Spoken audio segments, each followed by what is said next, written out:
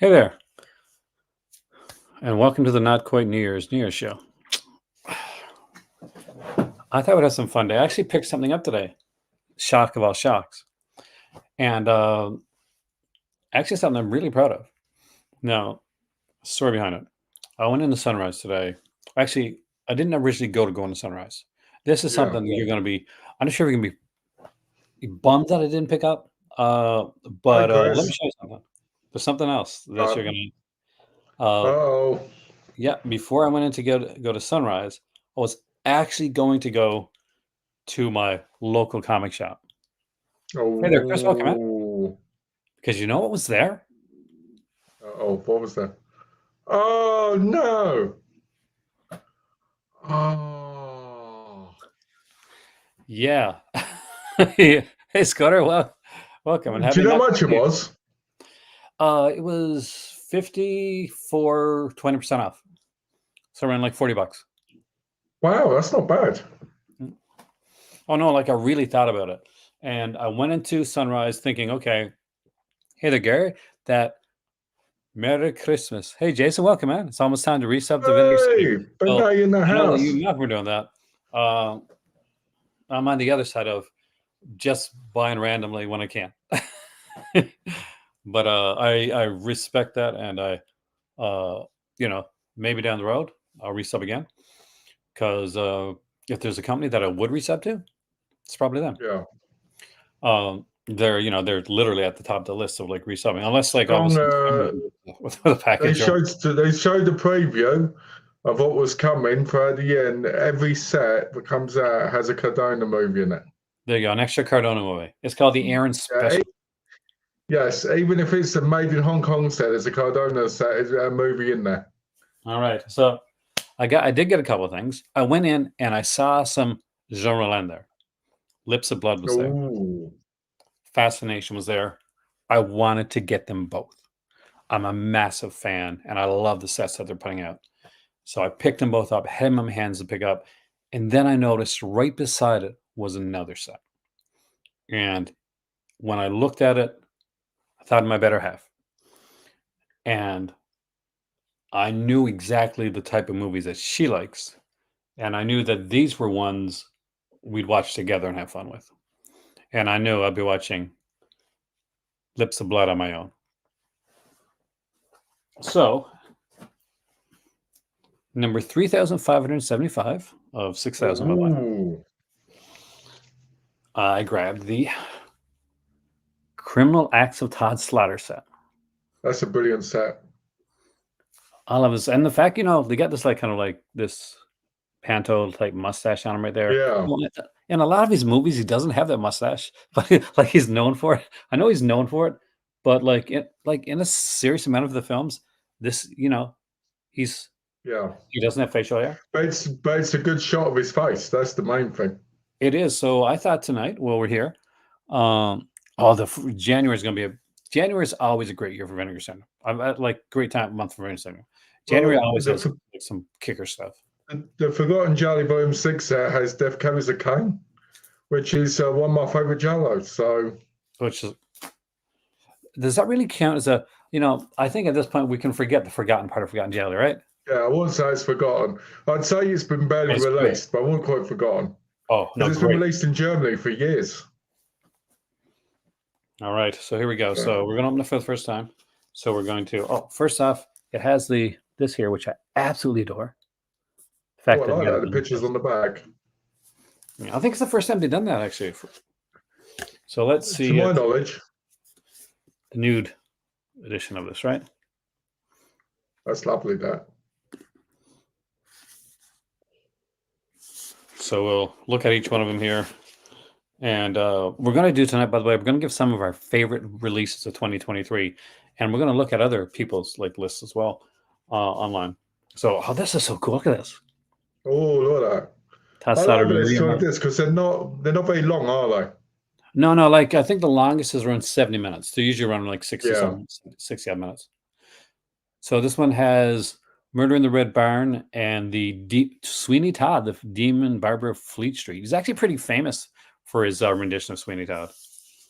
I actually like that it looks like a double bill poster, you know, that you see up in the cinema. Oh yeah, let's see. Look at that. Oh, look at that. Gorgeous artwork on the inside. Feature wise, this is, by the way, for anybody that needs to know this, you can see it is region free, A, B, and C. We get on this one here a brand new 4K scan from the original nitrate negatives. Wow, of both these films. These things are going to look friggin' amazing compared to, because we've seen Crazy. crappy versions of some of these. We've all had them in sets, to the point where it's almost unwatchable. Audio commentary with film historians Josephine Botting and Vic Pratt on Mary Martin. Audio commentary from film historians Josephine Botting and Vic. Okay, I read that already. Audio commentary with critics and author Stephen Jones and Kim Newman. Ooh, on Sweeney Todd, The Demon of Oh, Fleet Street. A Long Shadow, 11 minutes. Interview with artist and illustrator Anaya, can't pronounce the name, and current 93 Chandler, and transcribbler David Tibet, in which the pair delve into their obsession with Todd Slaughter and the Red Barn murder. Original 78 RPM audio play recording of Maria Martin. Oh, that's kind of cool. From 1932. Uh, nice. one of Sweeney Todd, The Demon Barber of Fleet Street, performed by Todd Slaughter and Company. Presented with new optional alternate current 93 scores. What is current 93? Do you know what that is?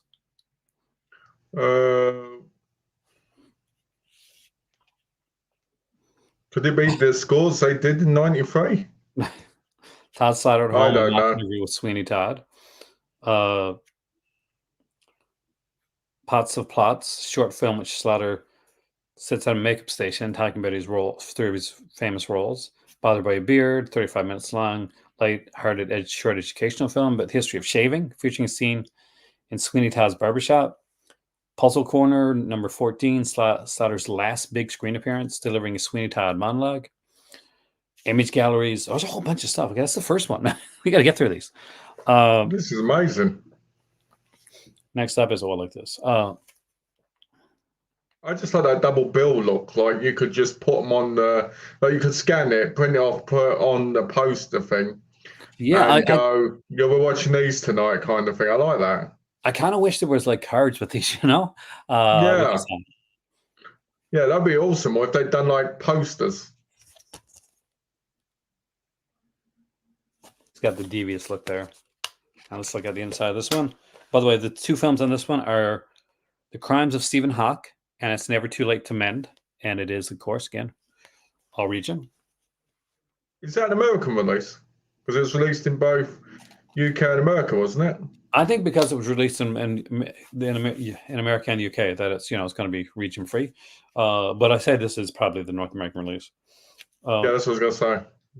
So again, there's a brand new 4K restoration on both these films. Original mono audio commentary with David McGillivray and Kim Newman on The Crimes of Stephen Hawke. Audio commentary with Kevin Lyons and Jonathan Rigby on It's Never Too Late to Mend. London After Dark, first known film footage of Todd Slaughter captured whilst performing on stage at the Elephant and Castle Theatre, presented with new optional current 93 score. Image galleries, The Crimes of Stephen Hawke script treatment gallery. Yeah, world premieres, by the way, of all these films so far on Blu-ray. So this is the first time been on Blu-ray anywhere. Yeah. That always amazed me because I thought someone like Keno would have had them. Kino has one actually, and I think that's in the last one. The Ticket of Leave Man. And Sexton Blake and Hooded Terror. Oh god, kind of like that. I've seen that one. I've seen that one years ago. I actually saw that in German. Oh really? Yeah, I love years that ago. kind I of didn't like stereo understand the style suit. Look at that. Has he got a, hold on a minute. That hooded guy, has he got a Playboy bunny on his Kind of looks like it from there. there? Again, it's like 4K restorations, audio commentary with Josephine Botting and podcaster Dave Thomas on Ticket of Leave Man, audio commentary with critics and authors Stephen Jones and Kim Newman on Sex and Blake Noted Hair. There's going to be some great audio commentaries in these. Shock Factor, an 11-minute interview with Imogen Slaughter, the great grandniece, Todd Slaughter, and her father Giles, which discuss Relato's life off stage and off camera. Slaughter's shock visual essay detailing the actors who worked with Slaughter, time and again during his collaborations with George King, Image Gallery, all that good stuff. Here's the Nice. and You make me want to buy it now. there you go. It's a nice set. Lovely. And there's one more disc. This may be on my set, one of my sets of the year, actually. And the only one that's been shown, like got a Blu-ray release in North America, is from Kino. You're right, and that's Face at the Window, and that's on here as well. Face at the Window, Crimes at the Dark House, and again 4K scans for Face at the Window, brand new restoration for Crimes at the Dark House. Kevin Lyons and Jonathan Rigby do a Face at the Window and Crimes at the Dark House commentary. Full-blooded, a 59-minute. Author and musician Stephen Thrower explores Todd Slaughter's Victorian villainous. 59 minutes with Stephen Thrower. This has made it worth its while right here. Mackenzie's collaborations with George King, new and improved English subtitles, so like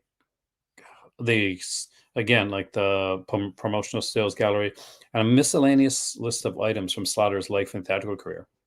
Wow. So it's kind of a famous picture there, if you know Todd Slaughter. I like that, yeah. And again, see, these are the sets I want them to release. Yeah, this is the type of stuff you want to see, not Michael freaking J. Yeah, exactly. And this one here, for the book, they didn't do an 80-page book or a 100-page book. They did a 120-page book. Ooh. You can see Slaughter here. There's a whole list of stuff. I'll just, because I know we're safe with this stuff. Has it got that beautiful smell? Yeah, it does. For those who haven't seen it, this is the Todd Slaughter book, and from the Indicator set. And I am so stoked to have this. Let's see if we know any of the names in here. Murderously Yours, Slaughter on Slaughter, an article by Slaughter himself. Oh, that's cool. That's pretty. Shame you can't get the Todd Slaughter book. I know.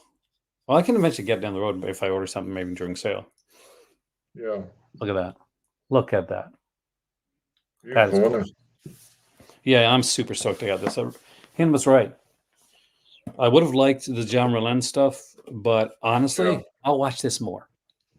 Let's be honest, right? That's true. That's very true, actually. Especially with the time, and all that. Oh my God, yeah. Oh, I also picked up 2 magazines, so I'll show you those before we go on and do our other stuff. You're gonna like these, actually. So this is Scary Monsters. They deal with the older horror stuff, and this one is that Pam Grier? It is Pam Grier.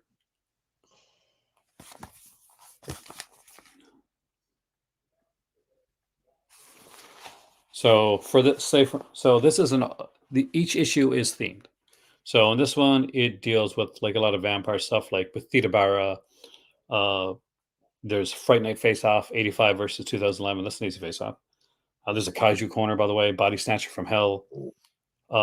Definitely Was a Cape, Dracula's Romantic Lure. Dracula's Soul Brother Bites Again, Dracula on the 70s small screen. The Return of Count Yorga, House of Dark Shadows, Fangs of Fury. Love's Such a Golden Vampire, Return to Salem's Lot. Vampire King versus Luchador Legend. Like, just a... Oh. Hi, Kubrick.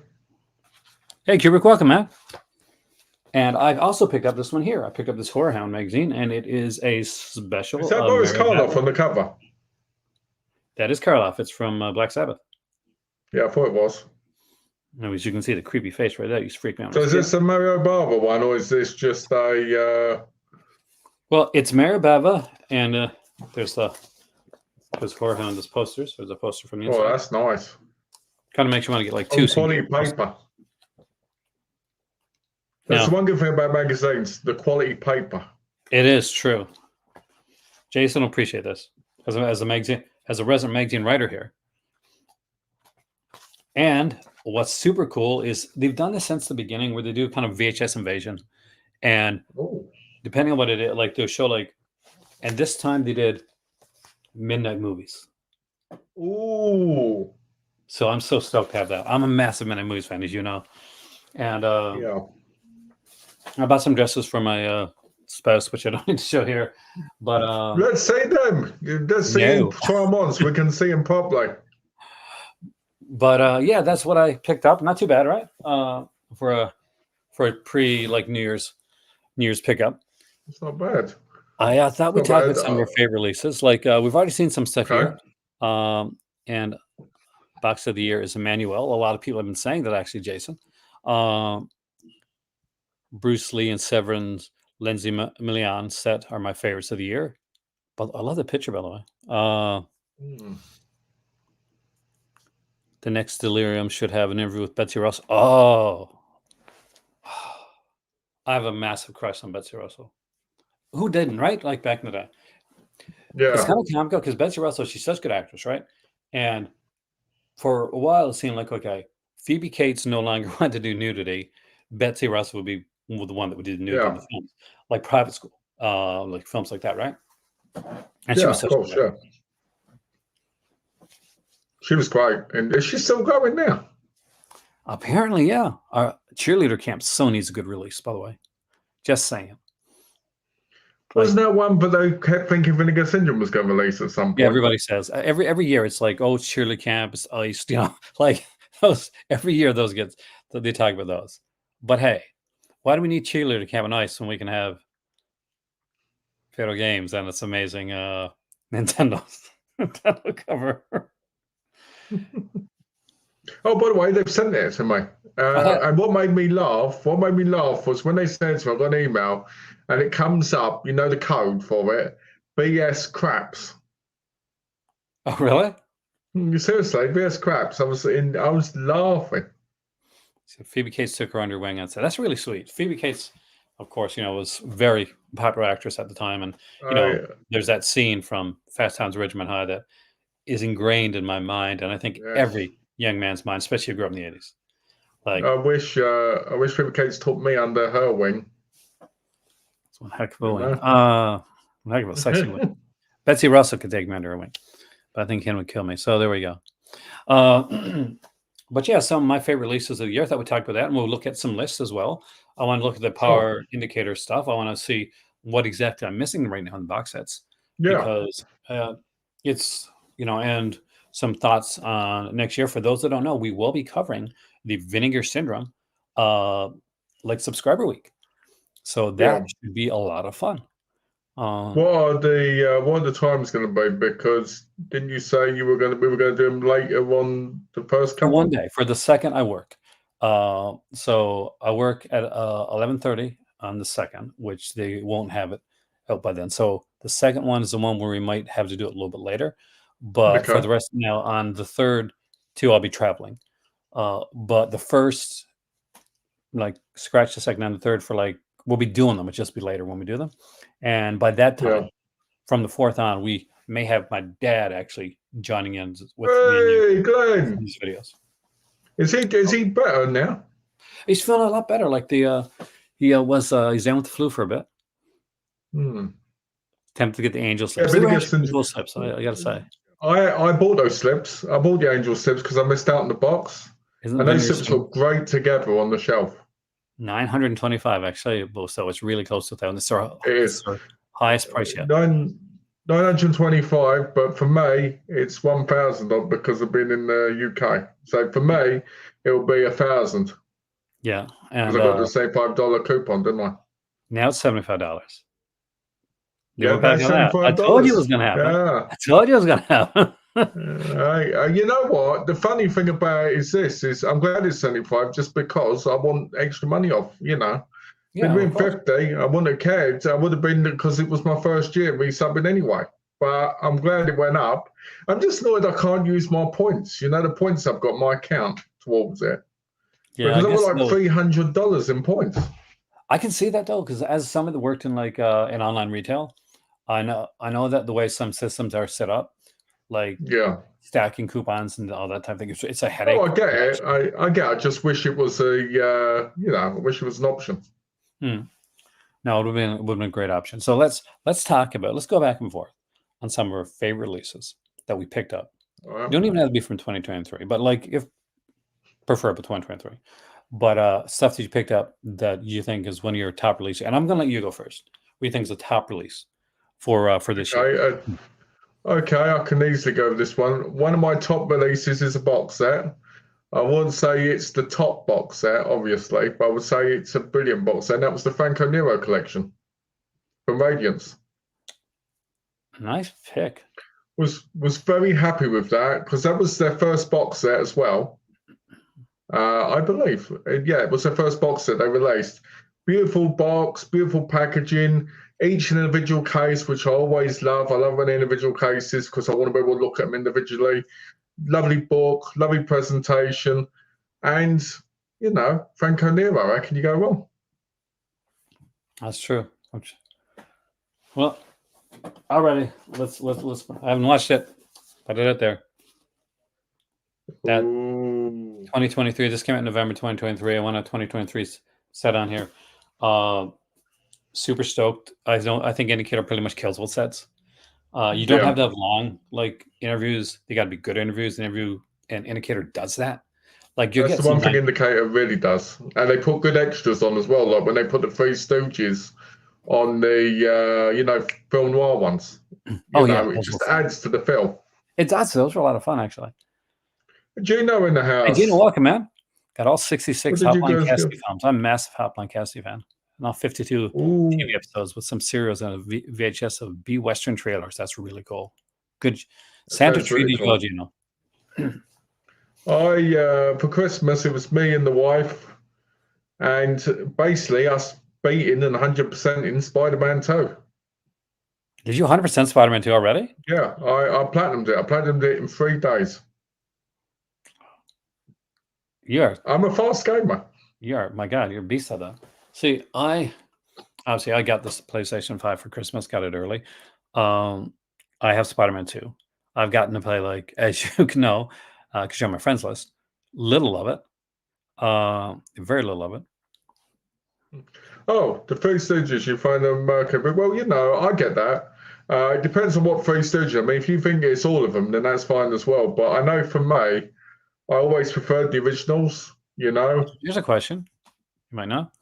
Does no new alternate instance if it's going to be one of the 10 partner level releases? Have you heard anything on that? I believe so. I believe it will be. And the reason I say I believe it will be is because normally there is a normal All Innocence title, and they're the ones I always want to buy. So I believe so. I believe there will be. Yeah, I believe there will be. And I believe there'll be. Are you going to do it? Are you going to go with the thing? Malcolm said that at the beginning of 2024, I got to get here. Malcolm said at the beginning of 2024, he was going to buy only 3 partner labels a month, titles a month. So we're going to say. That sheepish grin does not convince me. Well, I can understand during the sale because it's going to be different partner labels, obviously there. Yeah. But of the new partner labels, let's see if you. Of the new ones. Okay. Well, it's going to be a bit hard because I always buy Malcolm to do 3 partner labels and see which ones he picks. Well, we're going to see then, aren't we? We'll see, because I've been trying to make this one to my wife for ages. So I think hopefully it will, but there will definitely be an All Innocence, I believe. Same as I believe there'll be an American Genre Film Archive title as well. There always is, isn't there? For the most part. There's head off from buying the Hellraiser. Some people said about the Phantasm set, although I love my Phantasm set. I'm absolutely. That new set, the new set, the one they do in the individual cases, looks rubbish. I hate it. It looks so cheap. It looks like somebody. I get why people want them because I'd want them in individual cases. Don't get me wrong. I get that. But the box just looks. I don't know. It just looks like some stupid Photoshop. As I like the original release, obviously because that's one I own. But I don't like the digipack style.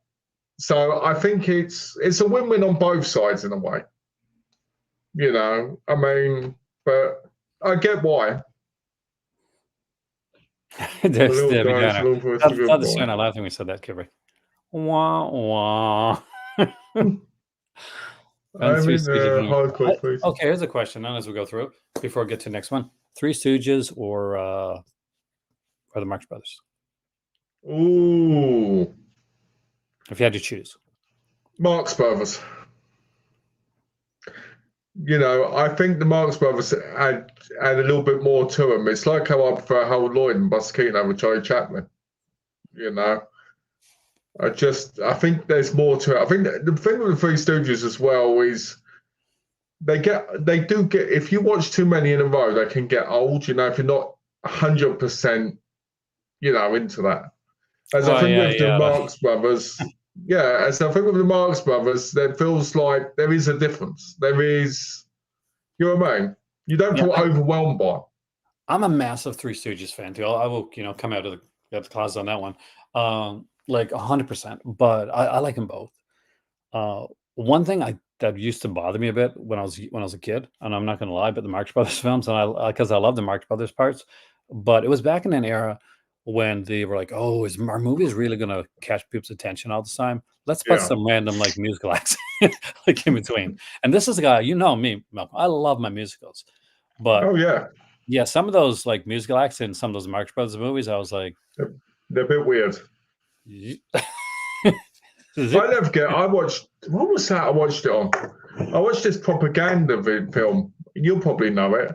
It wasn't a film. It was like a short that had Humphrey Bogart and people like Barbara Stanwyck and all that. And this woman going on the film lot, to encourage the soldiers and to show thing. I was watching that, and there was all this musical moments going in and all this dancing, and I was sitting there going, "This is such a weird thing to look at."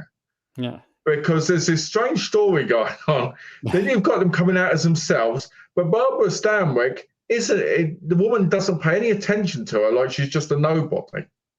And you're like, what's going on here? I've never seen, But it is like that. Those ones are like, I don't know. My next pick is the Manuel set, which I don't have yet. I had to take that one out of your. Well, technically, you got it. My dad's got it. Technically, you're disqualified. Then you're disqualified for it because you don't own it. I do, so that means I can. I'm choosing. Okay, I'm choosing it because I've got it in my hands. Let's see. Like this probably. Let's see. God, the problem with me is I buy so many, but I forget half the time what came out. Let's have a look. Oh, the Made in Hong Kong set. I really like that set. I'll be honest, I like that set because it had had 3 movies in it, but I didn't think I'd ever get on Blu-ray, and I was happy to have it. Fatal Games is that actually, I change it. Fatal Games because I recently come out. That's the one I was really happy to get. But I will say the audio commentary sucks. Oh God, are you serious? Because I watched Fatal Games recently, and I'm like, I'm gonna buy this because I'm a slasher fan, but it doesn't hold up as well as I remembered holding up. I bought the film because I love the film, but I also bought it because of the commentary. Right? Yeah. Thinking, the commentary is going to be great. I don't care what these people. I don't care that some of these people went on to be teachers and life coaches. I want to hear about the film. Well, isn't that important to know that some person number 3 did they talk about like the Linnea Quigley like nude scene and stuff like that, or? Oh yeah, they basically like, that's Linnea Quigley. They're laying down on there, and because the woman who was the lead said that's not my bum in the thing. But they did interviews with some of the cast members, right, on the disc, and they repeat they almost repeat the exact same thing that the other did in the other thing and the other interviews. That's and I was like, And I was like, why not? And they were constantly giving credit to like different people. And the incredible thing was how they said about the director. He was a very fast director. So he didn't wait. Yeah, randomly brings Steve and shows up. She's not in the rest of the movie. She's just They randomly mentioned that. nude in the shower, like in the background, because you just needed more nude They people. mentioned it on the commentary as, oh, that's Brink Stevens in the shower scene. Nothing else, nothing about her, just she's in the shower scene. Yeah, and it's. And I was like, I gotta I ask was you, like, what so is wrong with this? hence it's been one that you liked. Did it stand the test of time for you? For me, yeah. It's because it's what, if I was somebody who didn't have a history of the film, probably not, because it's cheap, it's this, it's that. But I had nightmares about that film for years as a kid, and I literally thought a javelin was going to come through my bedroom window and kill me every night. Right, because I watched it at such a young age. That's why that movie is so important to me, because I remember it's cheesy and silly now, but I think it's a great example of like what the early offshoot slashers were, like because it really is it is cheesy. It's a whodunit, which most of the early slashers were. They weren't like the big supernatural things that didn't happen till later on. yeah, There's a ton of nudity thrown in there to get to keep people like interested. Mm. The reveal makes no sense. And I just love it. I just love how he takes her in there, right? And she's doing the thing, in the back, right? Yeah. And then rolls over. Oh, look, the newspaper's on the floor that would never ever be there. That is so stupid. I mean, it's like, and it's so random.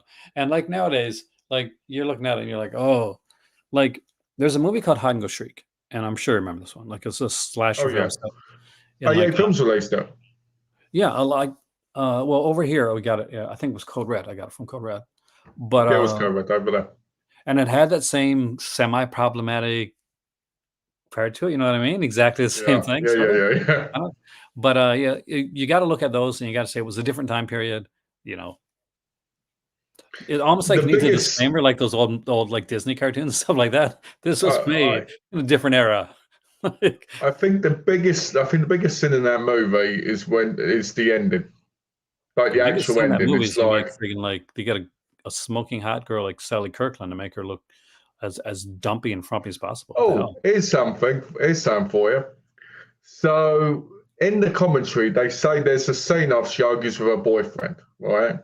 Where the director wanted her to do gymnastics naked in the gymnasium, well upset because it would help her, feel better. And her agent said, "No, this will kill your career." And that's why you just have her leaning against it, crying and thinking about him. I was like, what a moment that would have been. It reminds me that there's a movie. Melissa Roche from Big Bang Theory, right? Yeah. So there's a movie that she did, and it's used someone else, by the way, like in the scenes. But there's like a kind of the nude scene, and she's like, I think she's like Yeah. a figure skater, gymnast, or something like that. And they Okay. do that like one of those type scenes. We're spelled It's rotten. weird. Good minute slashes this year. What do we get? Evil Judgment, Terror. Oh, Jason, it's Terror Tink. I'm still. Fatal Games. The Boogeyman came out a long time ago. Well, for me, the Boogeyman came out a long time because I'm region free, and I got the films edition of the Boogeyman like a couple years back. But you did have the 4K version, did you? So. Oh yeah, I'm. Let me rush out and get that. No, if they would have said, okay, this is a Boogeyman on 4K, and Boogeyman 2. I mean the actual Boogeyman 2, not that stupid return of like Clip Show that came out years later, but the actual Boogeyman 2, the one where the girl gets killed and attacked by toothpaste. I'm there for that one. With where the director is playing shock on shock a director in the film. Yeah, I'm all over that right there. But just putting out like Boogeyman, like Uli Lemmel's Boogeyman, and let's be honest. Uli Lemmel's films that he's put out in more recent years have been, movies you're like, I didn't. I don't like the Boogeyman. I thought the movie was crap.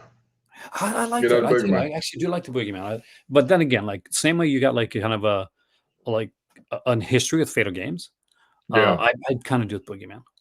I was a big fan of Suzanne Love, and Evil Judge. Is Evil Judgment the one where the homeless person weighs in the food at the beginning in the restaurant? Tom Wilkins. Because that's a weird film. Well, I remember Evil Laugh came out. Was that came out this year? Oh no, I don't think so. That was a movie. with people in it. That was the best part in that whole movie is the ending, where he rings her doorbell and you see him at the end go, I love that. That had me in tears of laughter. The best part of that movie is the credits. It's not that bad. It's watchable. It's watchable. I buy it. Like, but I only buy it. It's like, it's not a. Here's the thing. I've listed like movies now that I'll buy like day one. Don't mind spending the price. You know, I just showed Todd Slaughter. Said I bought that. I went out. That came out last month. We just got it here. It literally came in yesterday. I bought it. Like full price. Ooh. No discount. Full price. But are there ones that I would like wait on? Yes. Like Evil Laugh. That's a sale title. Like Evil Judgment. I think Severin put that one out. Definitely a sale title. Isn't Evil Judgment the Vinegar Syndrome one? What one was that one? Or was that just Judgment? I thought Evil Judgment was Severin. Maybe you're right.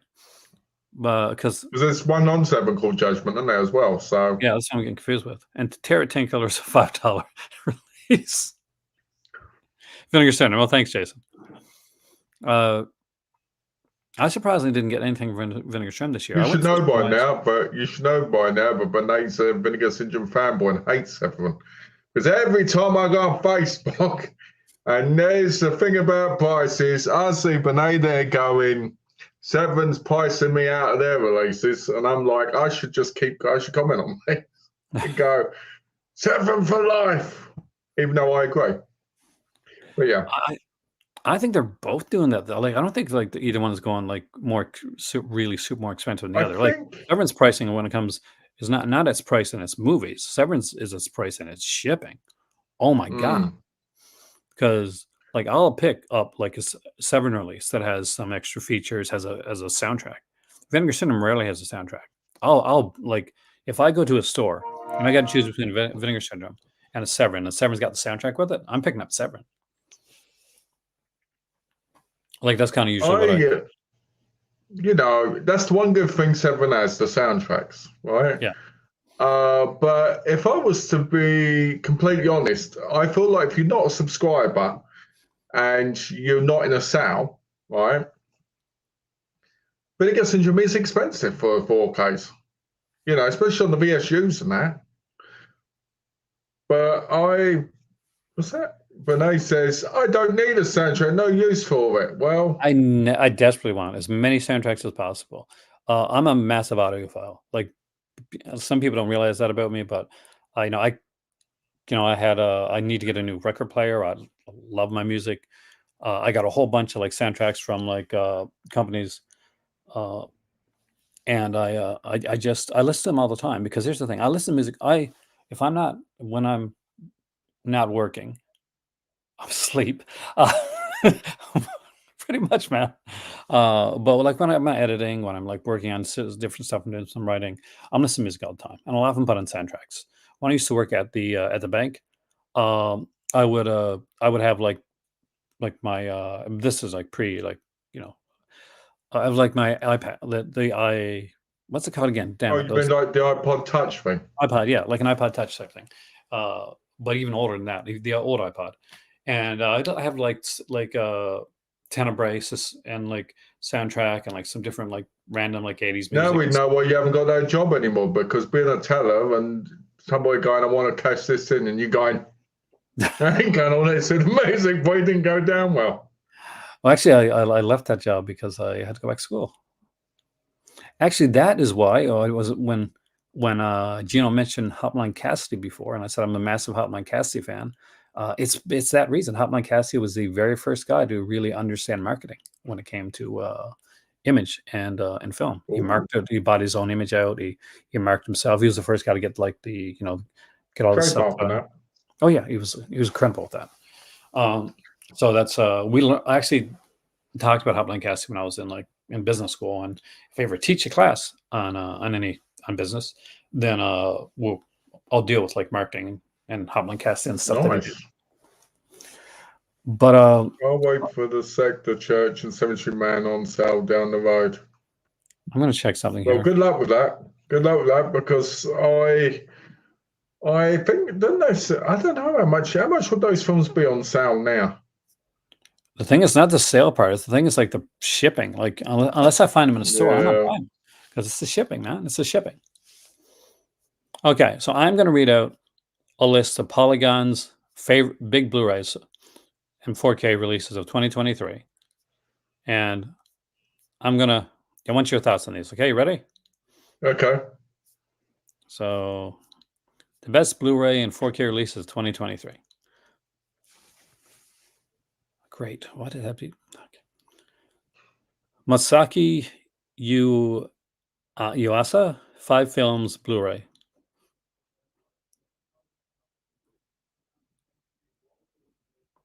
What's Huh? that?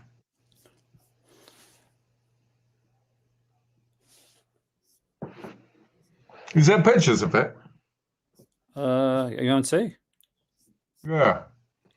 Because I'm not sure if I don't know the release or or if, the name said wrong or, because it's easily done, you know? Oh, the name said wrong by me. It's always done. Have a look.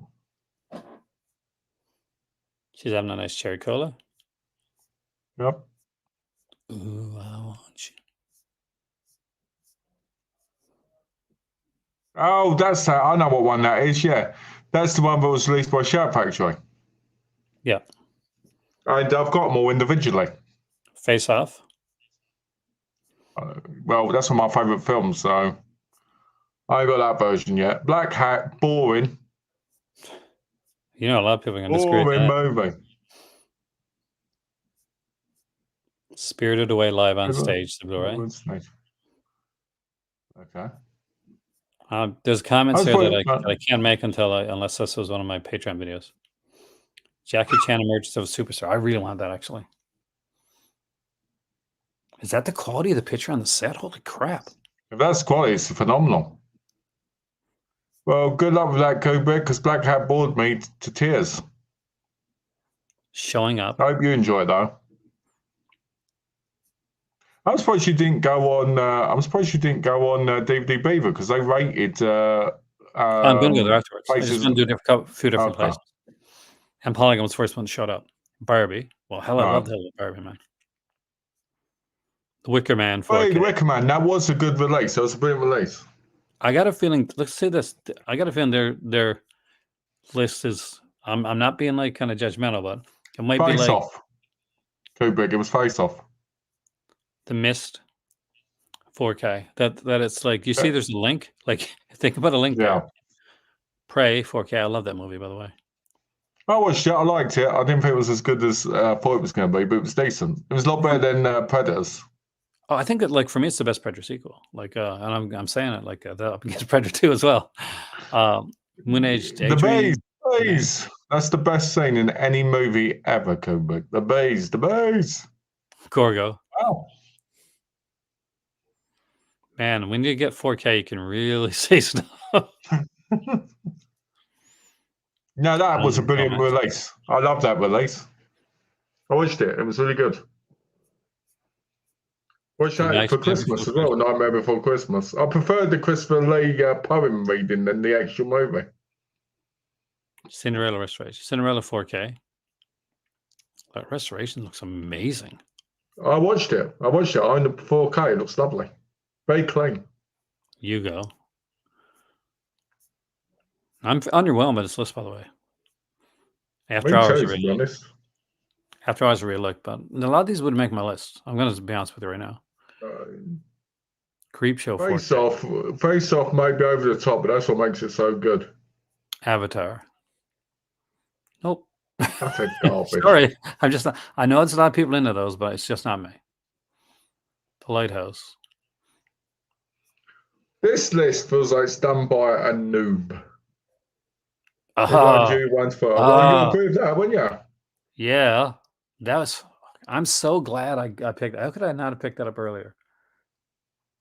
It's a great set. I still prefer the Eureka version. And the individual slips. The only thing I wish I had the book though. Less features on the Eureka version, I heard. John Woo did direct Face Off and Broken Arrow as well. which is another over the top a bit.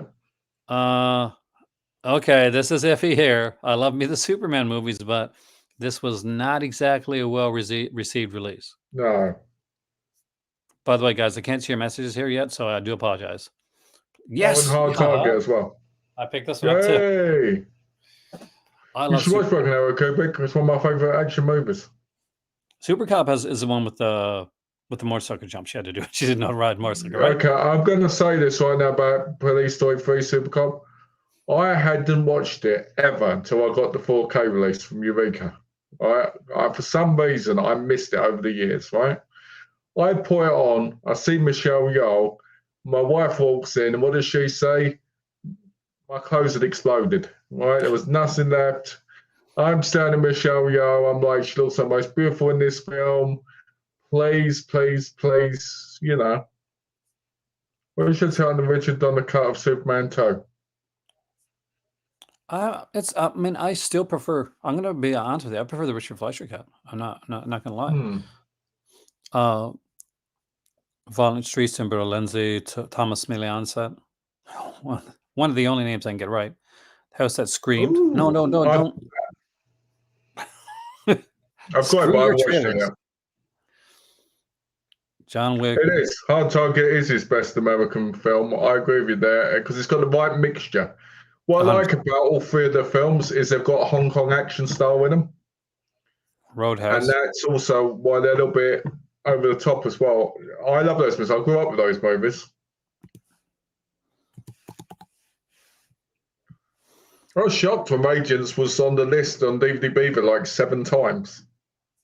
All right. So DVD Beaver does that. Okay, let's go for the top 10 box sets first.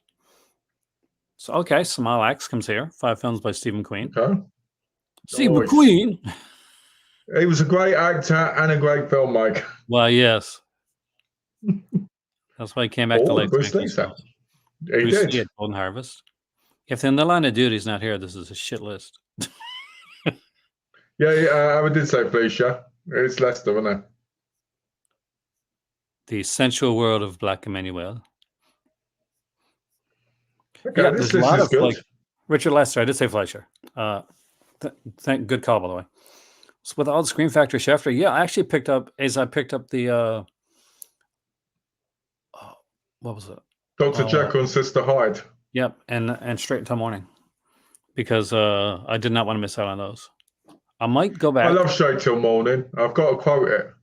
I don't like your name. I'm going to change your name. Your new name is Wendy.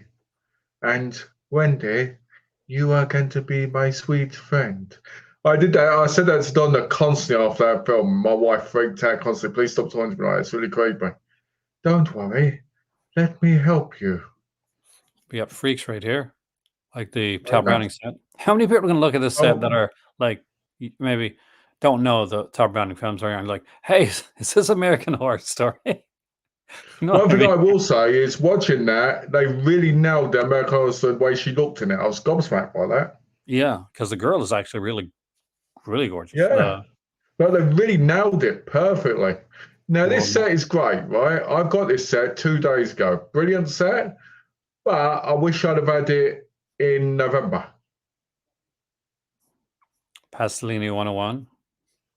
Yeah, I want that, but I'm not paying a fortune for it. Yeah. End of Civilization. 3 That's films. The reason. That's the reason, Jason. Most of it's going to print because Vinegar Syndrome's more right. Because if you look at their talking, sorry, Aaron, about the Vinegar Syndrome subscription, there's going to be a lot of 4K upgrades, which means there's going to be 4K upgrades of more Shout Factory stuff. You think Hammer? That's the downfall. I doubt it'd be Hammer. I wish. It's going to be stuff like that television thing, television TV or whatever it was in that double pack. Stuff like that. Yeah, I got that on Television Video Dead was a double pack for that one. That was one of the very first. That's it, yeah. It'll be something like that. From Hollywood Heaven, the last since saved films of the Rahman family. You've got that, haven't you? I do, actually. It's in Paris. I'll get it one of these days. Krzysztof Kozlowski, yeah, I do love Three Colors. I'm a massive fan of that. Mexican Macabre, I agree. I don't have. This is one of the indicators I don't have, by the way. I own that. I haven't watched it yet. Okay, so I don't see anybody getting kicked in the face. Oh no. I bought that. Get this, it went out of print before I could get it, and luckily, Amazon had one copy left. The next 9 box sets: Renowned Westerns, Lauren Hardy Year 1, Universal Noir Volume 2, Alfred Hitchcock, Sidney J. Fury, Dune. Are you serious? So In the Line of Duty is not here, but these are. Not that there's anything wrong with Ghost Ship and Bedlam classified as a box set? I know. It's a double feature, for crying out loud. Like, why is Bollywood Horde not up higher? Why is Blood and Money not up higher? Do you know what's really sad about this? All right, you know what's really sad about this list? There's like, what, 40 there? I've got like 37 of them. That's not sad. That's the sad part. Todd Slaughter, thank you. Danza Macabre.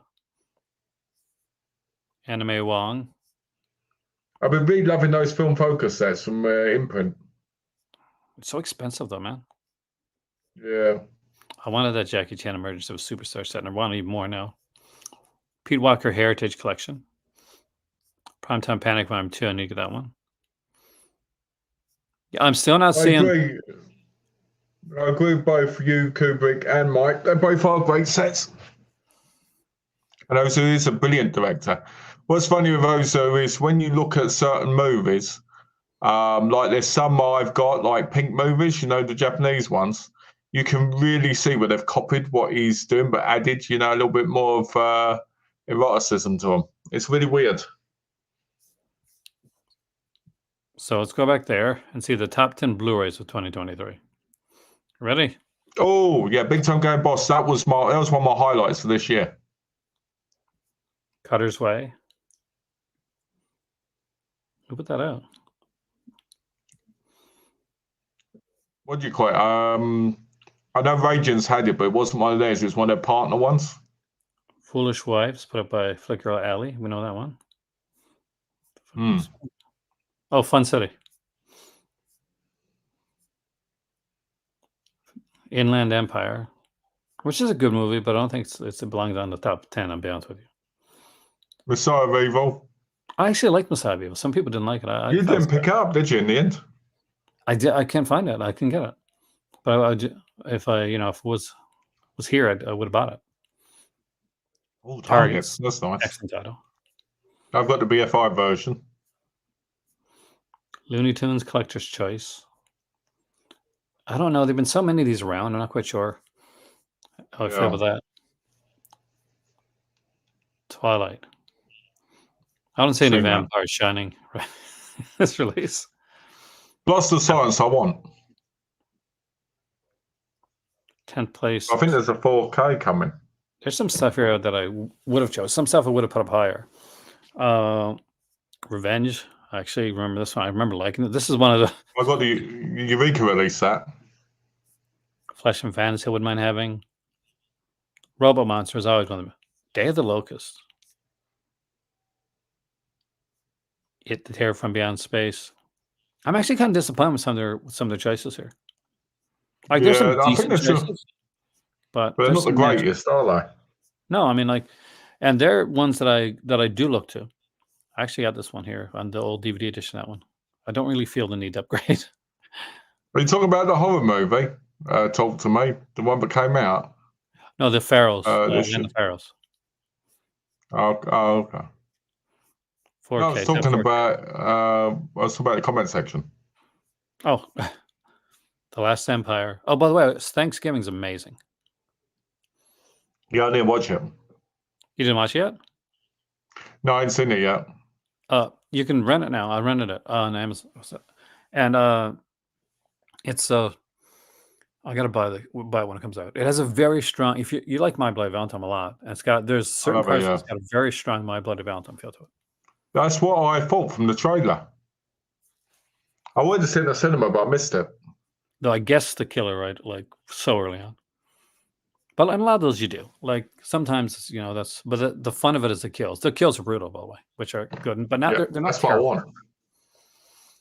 Like because you don't need to get to that Terrifier level. You can still have like super gore, which you did, and just kind of have fun with it.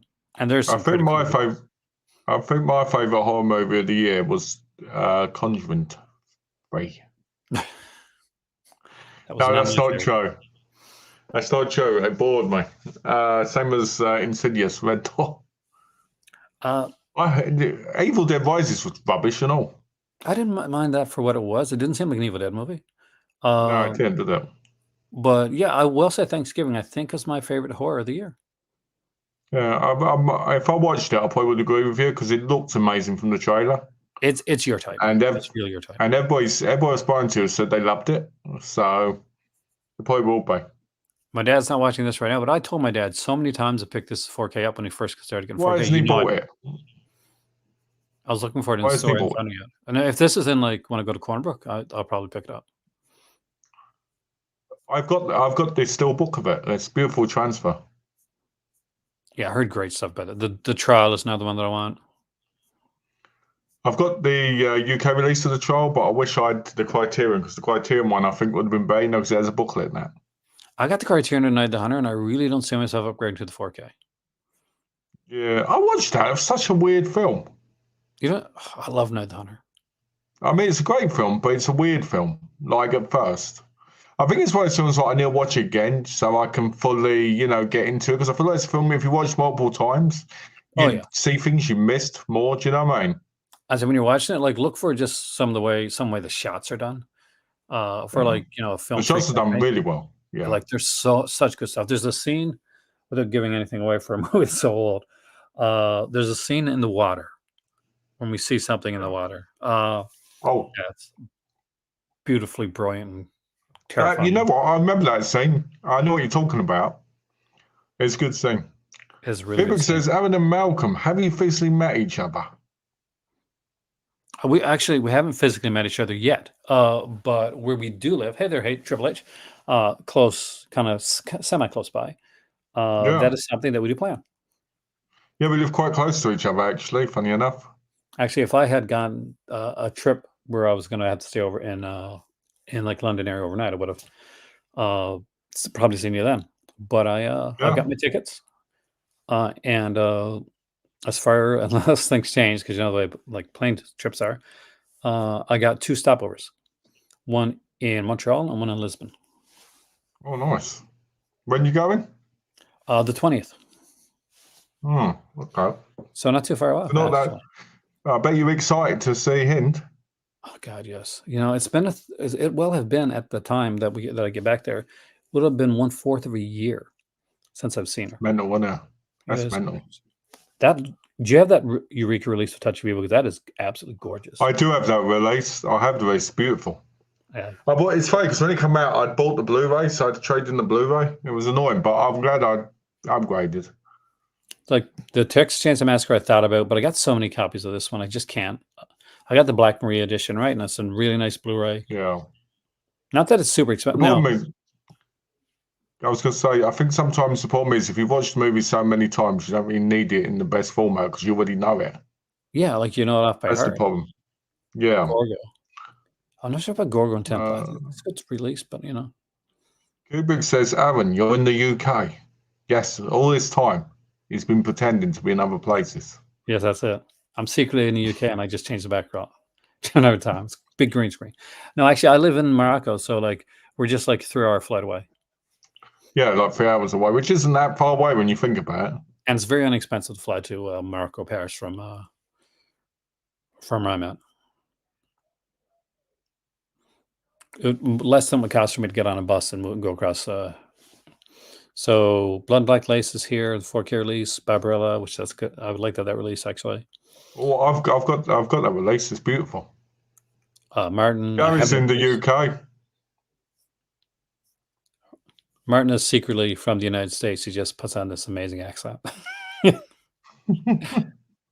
Yeah. Death Wish, 12 Angry Men, Invaders from Mars. He is in Canada for Christmas. Yep.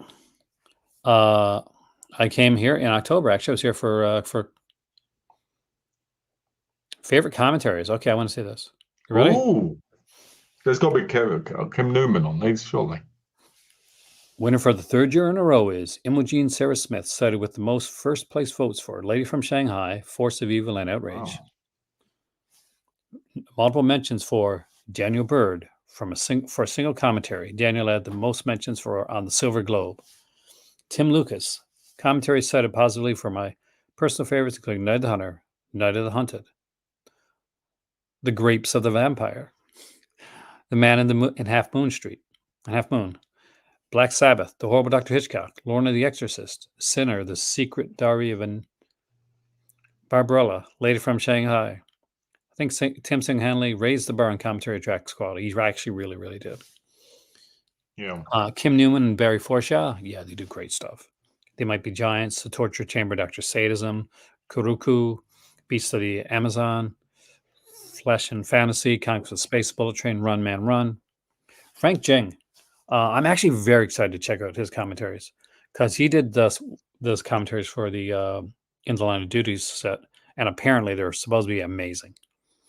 So the Postman Fights, Royal Tramp Collection, Taxi Hunter, The Skyhawk, Moment of Romance, Prodigal Son, Beach of the War Gods, Magical Cop, Angela Mal, Hapkido and Lady Whirlwind, Hapkido, Hopping Mad, the Mr. Vampire sequels, Burning Paradise, David Duvall, of course. Where's Mike Leader and Arm Venema? They should be on this list. Why aren't they on there? Oh, which one? On Venema and Mike Leader. They should be on this list because they do the Eureka and 88 films and that ones as well for the Asian cinema. Where the hell is Kat Ellinger and Heather Drain at? Yeah. Daniel Crimmett. What's going on? Well, the Exorcist did look amazing, Gary. I watched that. I got the Kino version. I watched it. It was beautiful. I like to see Alexander Heller Nicholas on here. That's a good one. Okay, other mentions. There you go. Sam Deegan, Kat Ellinger, Bill Ackerman, Troy Howarth, Ton Mess is here. Amanda be on that list. Great, love some around. David J. Scull, I like his stuff as well. Stephen Thrower. Where's my leader and Arm Venema? Why aren't they on this list? They favorite commentaries order preference. Daniel Bird on the Silver Globe. Jasper Sharp and Tom Mess, The Bullet Train. Jason A. Nay, I say, for Carrie. No. Elaine Silver and Jim Rossini, Uptight and The Long Voyage Home. Frank Jang, Burning Paradise. Pamela Hutchinson, Pandora's Box. Doug Callett, Three Ages. Travis Crawford, Martin. Kat Ellinger is great too. Elias Ross, Bluebird's Eighth Wife. Claire Kenny, Glenn Kenny, and Farron Smith Neem, State of the Union. And the winner is... There we go. I know. Can't believe they're not even on the list. So let's talk about some of the people that we think should have been on this list. Some of the box sets that we should have been on this list. Okay. You can go first because I've got to think for a minute. In the Line of Freaking Duty. The Police Story set. Why is that not on the list? Police Story set was good. I mean, like they did I didn't like the one that there's two. There's the Police Story 1 and 2 that came out from Criterion. There's a Police Story set that came out from Eureka. I think it has 1, 2, and 3.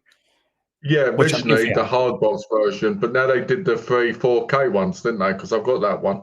Yeah, which I'm not sure on. I mean, like I got the Super Cop one from 88 Films, right? That's a beautiful set. It's a gorgeous set. It doesn't include the ones where they dubbed the Vice. Yeah, because it was dubbed over by somebody else for those releases.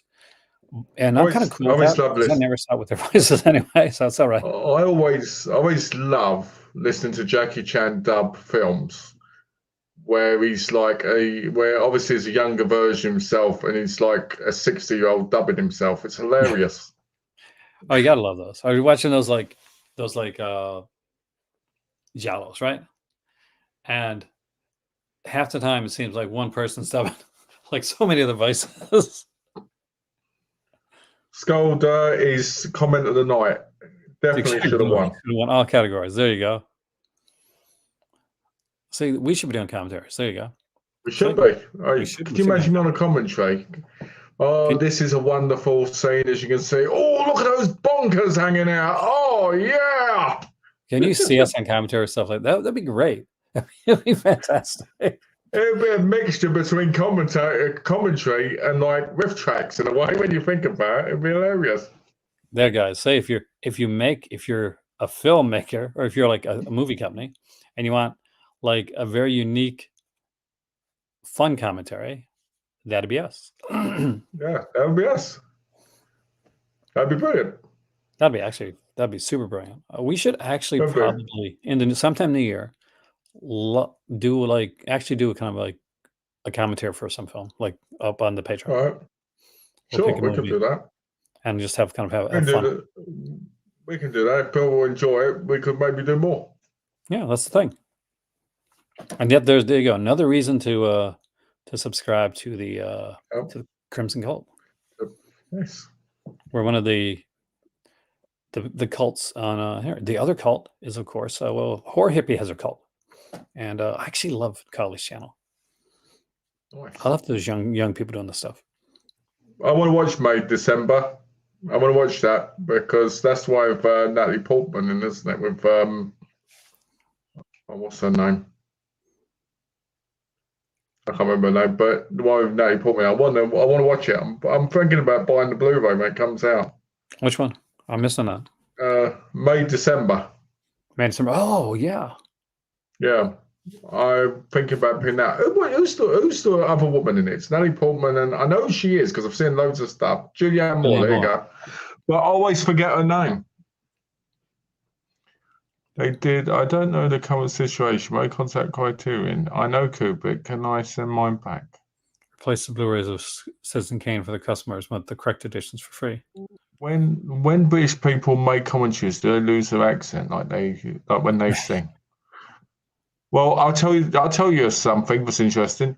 British people lose accent when they sing, when they dance, and when they're doing the whoopee. That's when they lose it.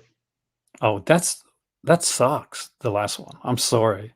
Like watching like the British films when I was a kid, like they have the girls with the kind of the sexy British accents, right? I'm like, oh God, I wonder what that was my thought. This was kid. I was like, what happens when? When whoopee happens, I actually talk. Yeah, I actually talk like a Smurf. Smurf. Is it much farther now, Papa Smurf? Not much farther now. That's my favorite. Smurfette, I'll take good care of you, Smurfette. Exactly like Gargamel, right? I mean, worse, I think, Azrael, the cat. Yeah, it's such a great. Do you know they've recently released? I kid you not, 3 Smurf games on the PlayStation 5. I'm not surprised. I mean, like the Smurf are, it's a pretty big when it comes to that. Getting a British accent, well, that makes sense. I mean, like you stay in a place for a long period of time, like you will like pick up on the accent. I used to pick up on accents really easily, and I stopped doing it. And I'll tell you why. I'll be super honest. Because if you go to a different place, when I was a kid, right, I'll go to different provinces and areas. I go to Ontario, go to Alberta. There's more of a Alberta, especially, right? It's very much it's the Texas of Canada, right? So it's got that very much like kind of twang to it. But when you do that, you literally, some people think you're making fun of their accent. Yeah, but it's subconscious. That's so odd. Canadians, I've noticed that Canadians do that because Donna does it constantly. And it's me. I've got the one accent in the whole world that will never change to another accent. Right, the East End accent will never change. It never adapts to any other thing because it's just so. It just won't do it. When I was in America, my accent never changed at all. Have I seen the Symphony Wharf? Yes, I have. I own the Symphony Wharf. And the Blue Balloon is actually the movie that's on it, the extra movie, the hardcore film. It's really good too, Andrew. Actually, better than Malcolm Symphony Wharf, is in my opinion. Is the film May2December your favourite film? No, sadly it isn't. The May2December my name is because me and my wife have an age gap, so it was May2December. Because originally the child was going to be both of us, and she decided she didn't want to do it anymore because she was getting harassed. Who were That's putting comments like, how big are your things and all this stuff. So she kind of got turned off by it. unfortunately, a lot of females have that problem, and it really sucks. That's why if I do a video with my better half or something like that, I usually, no shade on anybody else, but I will probably turn the comments off. Just because, like on Patreon, like if she pops in, that's different. It's Patreon. I know who's there. I can, I can vet that. But if there's like, 40, 50 people in, actually, the Blue Balloon's actually surprisingly good. There's a lot of pathos to it. And nudity. Lots of nudity. That's what we want. We want nudity. Are you Canadian? I don't say out. I don't say out in the boot. So I guess I'm totally not Canadian. Yeah. Donna said that when we first met, she was like out in a boot, and I was like a boot, and a book is a book, and I'm people like, oh, say that. People that weren't Canadian kept like trying to get me to say about, and I'd say about, and say, no, you're saying it wrong. I'm like, that's the only way I know to say it. Then I realized that, and then then you roll your eyes, go, a boot. They're like, yeah, that's it. That's the way you say it. The thing is, here's the thing, guys. I'm from Newfoundland. I was originally born in Newfoundland, but I traveled a bit when I was younger. I went to Toronto for a bit. I went to Alberta for a bit. So my accent got mixed. And I think that I have a pretty good kind of like Canadian Newfoundland accent, but not a straightforward. Well, I've always been bothered by the fact that I don't have like a Newfoundland accent. Like when I talk sometimes and it goes really fast and I get the Newfoundland part come out, I get super proud. Yeah. Because it wasn't easy for me when I was younger. When I was going to college and I talked different, and people look at me and say that you don't sound like everybody else. Because it's kind of like that. It's kind of like that ugly duckling thing, isn't it? Where you grow up where you are, but because your accent's not the same as other people, you're noticed more. You get what I mean? In a kind of way. You know what I mean? Like, and then when it does come out, it's like, oh, you know what I mean? Oh yeah, no, 100%. Like that's the way it was for me. Like, I was in college and I remember taking a cab, and I was getting at the cab to go into and this was in my hometown, like Corner Brook, and the guy's like, "Oh, where are you from?" And I'm like, "I'm Canadian." He's like, "Yeah, but like, have you been to Newfoundland before?" I was like, "I was born here too." Then it was like, oh, but he wouldn't let it go. He's like, "Oh, so you came back recently?" I'm like, "No, I'm in college here." My UK friend can understand the different accents and dialects in the UK when I can't stand sometimes. Some UK people like some English people, but also Scottish, Welsh, and Irish people. Do you know I can understand every single accent, right? From the whole of the UK, right? Some of them I just want to punch in the face, but yeah, I can understand them. But I cannot understand all. I cannot understand all Canadians. Well, can you understand the Swedish Chef? The Swedish Chef, who's that? Here's the Muppets. Oh, okay, I get you. I was confused then. I was like, what's he on about? Richard Romanus died? Oh, wow. I did not know. How many people have died today? And Tom Wilkinson. Man, those are two big losses. Those are two real big losses. I'm working on my Buster Keaton collection. Currently have 4 coming in the mail. That's a good collection to have, too. Buster Keaton has some great stuff. I cannot speak French. Well, let me say. Je ne sais pas parler français. Oh, so very nice. Not really. No, I can talk French fluently. I was working at the job that I do. There you go.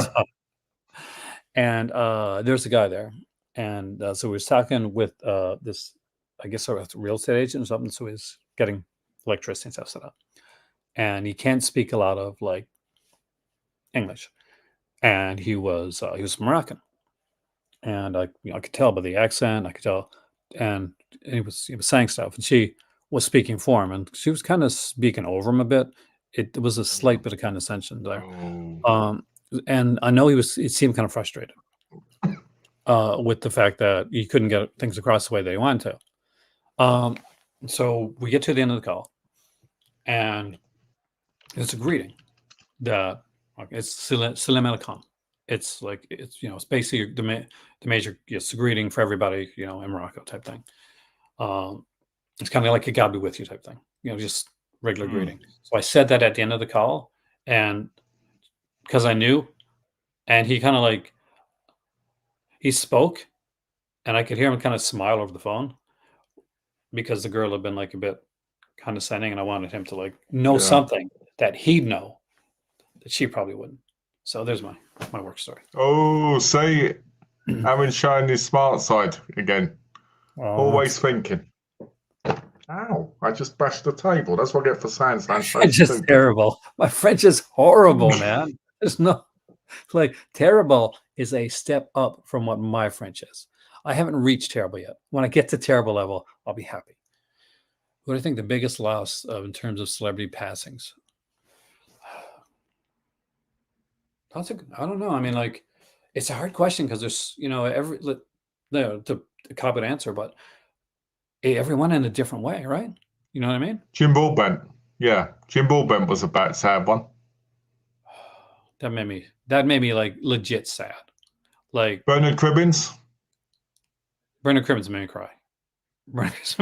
Like legit. Like I was watching Doctor Who, and they have the scene with Bernard Cribbins, and I teared up. By the way, Doctor Who has been freaking amazing. I'm so excited about the new Doctor.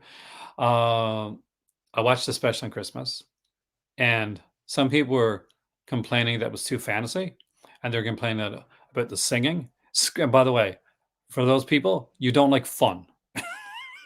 How the hell can Doctor Who be too fantasy when it's all bloody sci-fi fantasy? That's the thing. I mean, like people are like, well, they didn't do fantasy before. Like this is totally new. Are you sure? Did you see like Horns and Niman or anything like that? Did you watch any of those early Doctor Who ones? I swear some of these people are on crack. But there must have been a different reality. It's been a marked of improvement though. I did like Jodie Whittaker. I really didn't like some of the writing for that Chris Chibnall did. I do think there's been a marked improvement. Yeah. I like Jodie Whittaker. I thought she was great. I just thought the storyline sucked. Yeah, like the stuff like the Demons of Punjab and like was really good. I like the Master storyline. I actually like the Timeless Child. Yes, throw sticks at me, but I did. But I want to see something there. I want to see if the Devil's been revealed yet. Let's find, or is it too early for in the show? I think it's got to be too early, isn't it? I'm not sure. I'm not sure what the time is there for that. Diana Rigg's death was kind of sad, even though she was. You know what? I haven't cried for Bernard Cribbins. I cried for Diana Rigg. Not up here. No. Diana Rigg. If you can figure that out, then that shows you how clever you are. If you realise it wasn't this head that was crying for her. Why is Jack Perry trending? It better not be. I would so weep. Oh no. No, okay, no. I love Diana Rigg. I thought Diana Rigg was one of the most beautiful women of all time. Even when she was in Game of Thrones and she was elderly, right? Oh yes, that was so good. I still loved her. Right? Not in the same way, obviously, but to me, she's one of those cult actresses of England and the UK. You know, who's going to ever forget Emma Peel, man? Exactly. There ain't that many now. You know, it's like I've been telling people. You know, we had these fantastic female actresses like Maggie Smith and all these people, you know, and we had all these fantastic older actors now, like Michael Caine, all these up like Jim Broadbent, Tom Wilkinson, all these people, right? We haven't got anybody to replace them. We really haven't. I don't want Campbell like Tom Hardy because it's just too, what do you call it, in the fairies. Tom What about Jude Law? Hiddleston, maybe in the future, you know. What about a guy like Jude Law, which I think the guy that I think is actually underrated. I'm not sure if he's made films of that type, but I think he could. I think the problem is, I think he was starting off well in his career years ago. Yeah. But he's kind of gone on a rocky path. I mean, he was in that King Arthur film, wasn't he? That was horrendous. Yeah, but a lot of them did. Like, if you go back and look at some of the big actors, when we look at their stuff, Michael Caine made Jaws 4. like, you know. Classic. Yeah. But no, there's different but stuff. I think we got to remember, though, is the reason these actors are something is the longevity of them all. You know, when you look at like Helen Mirren, right? Helen Mirren, technically, she's Russian, right? Because she's got Russian. Well, I think was she born in England or was she born in Russia? I know she's got Russian heritage. Yeah, Russian heritage, yeah. Right, but she started off so young, right, and she's still going, and you're like, this is incredible, you know. So Maggie Smith, people like Angela Lansbury, you know, Angela Lansbury passed away. That was this year, was it? Or was that last year? I think it was last year, wasn't it? After Queen, she died the week after the Queen died. You know how big fan I am for Angela Lansbury. Oh, thank you. Actually, I'm using my camera on my MacBook, which, by the way, now goes in this when I travel. Yes, that's it. Flash it. The Strangler. Hopes in this the next alternate Innocence release. When you say the Strangler, that to me, there's so much. I think like so Romano and stuff like that, but I know that's probably not what you're talking about. But I've seen movies called The Strangler. I'm not sure if that was that one though. Has your PS5 bag turned up yet? Which one? Your PS5 bag. Yeah, just turned up a couple days ago. I've already got my PS5 packed. So is it good? Yeah, it's pretty good. So it's got a nice solidness to it. It looks like a regular backpack with a little bit like PS5 stuff on it, which I'm glad because I don't want anything kind of like telegraphing that. I thought about getting a bag, like a PlayStation 5 actual kind of bag thing. Then I'm like, do I really want to like take that chance? Okay, Aaron's dad was Russian. Okay, makes sense. I just didn't want to make the mistake of, mislabeling kind of thing. You know, in the sense of, maybe, you know. The one that made me saddest was Matthew Perry because of the age and because of how random. The history. And because when I watched Friends, Matthew Perry's character was the one I related to. Because in the Friends group, that was me, the guy that made the jokes that I thought was funny and nobody else was laughing at. Sinead O'Connor was terrible because nothing will ever compare to her for me. Sinead O'Connor was yeah, I agree. What an amazing voice she had. Yeah, she did. Lisa Marie Presley was a shock. Richard Mall's an icon. Lisa Marie Presley died. Yeah, that was weird and all. Nicholas Coster, for a guy that's like, I'm a massive soap opera guy. Like everybody knows that. If you don't know that by now, you haven't watched my channel. Nicholas Coster was so known. Like he was the king of soaps. He was acted in pretty much all of them. Yeah. Lionel, and of course Santa Barbara is my favorite role Nicholas Coster ever did, and he was the guy that like when I was acting. That was one of those guys that like I patterned myself after. Like I wanted to be able to be like he was, and actually just kind of seamlessly go into roles. You know, Paul Rubens, when he died, I read the most hilarious article ever. Right, it was saying that he passed. Right, and that wasn't the funny part. It was how they said it. It said Paul Rubens, actor who played Pee-wee, passed away. Man who got after getting caught doing things in a cinema, and I'm like, what's that? Yeah, seriously. That was the headline. I was like, wait. I was like, what? That was years ago. I did. So I was watching. You caught it, didn't you? I was watching an old, like General Hospital episode today, and Jacqueline Zeman was in it, And I got such a twinge, like, what a beautiful woman. Did you ever watch her in hospital? No, because we never had it over there. Oh, Jacqueline Zeman she was like stunning. She was like stunning, and she was on the show for years. And she passed like very recently, actually, not just like a month or two ago, I think. Oh, is that the old guy? Is Mark Margolis that older guy, the older actor? Because he did put. I know one of the people from Breaking Bad passed away. Is that the one that did the chair scene? Yeah, I think so. The one who was, the one who was in the wheelchair. Yeah, like that is such an iconic scene for Breaking Bad, isn't it? It is. Like right up It there with is. I'm the one who knocks. That is such an iconic scene.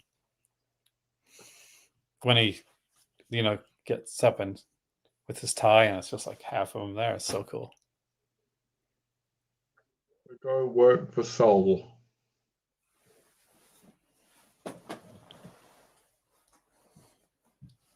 If you had to pick one release from this year, that is your favorite release, what is it?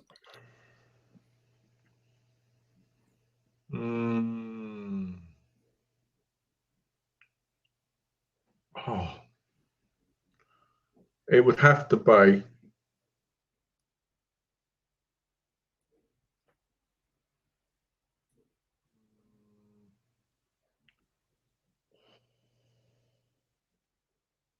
It's a hard one. Have you got one? Well, I'll think about it.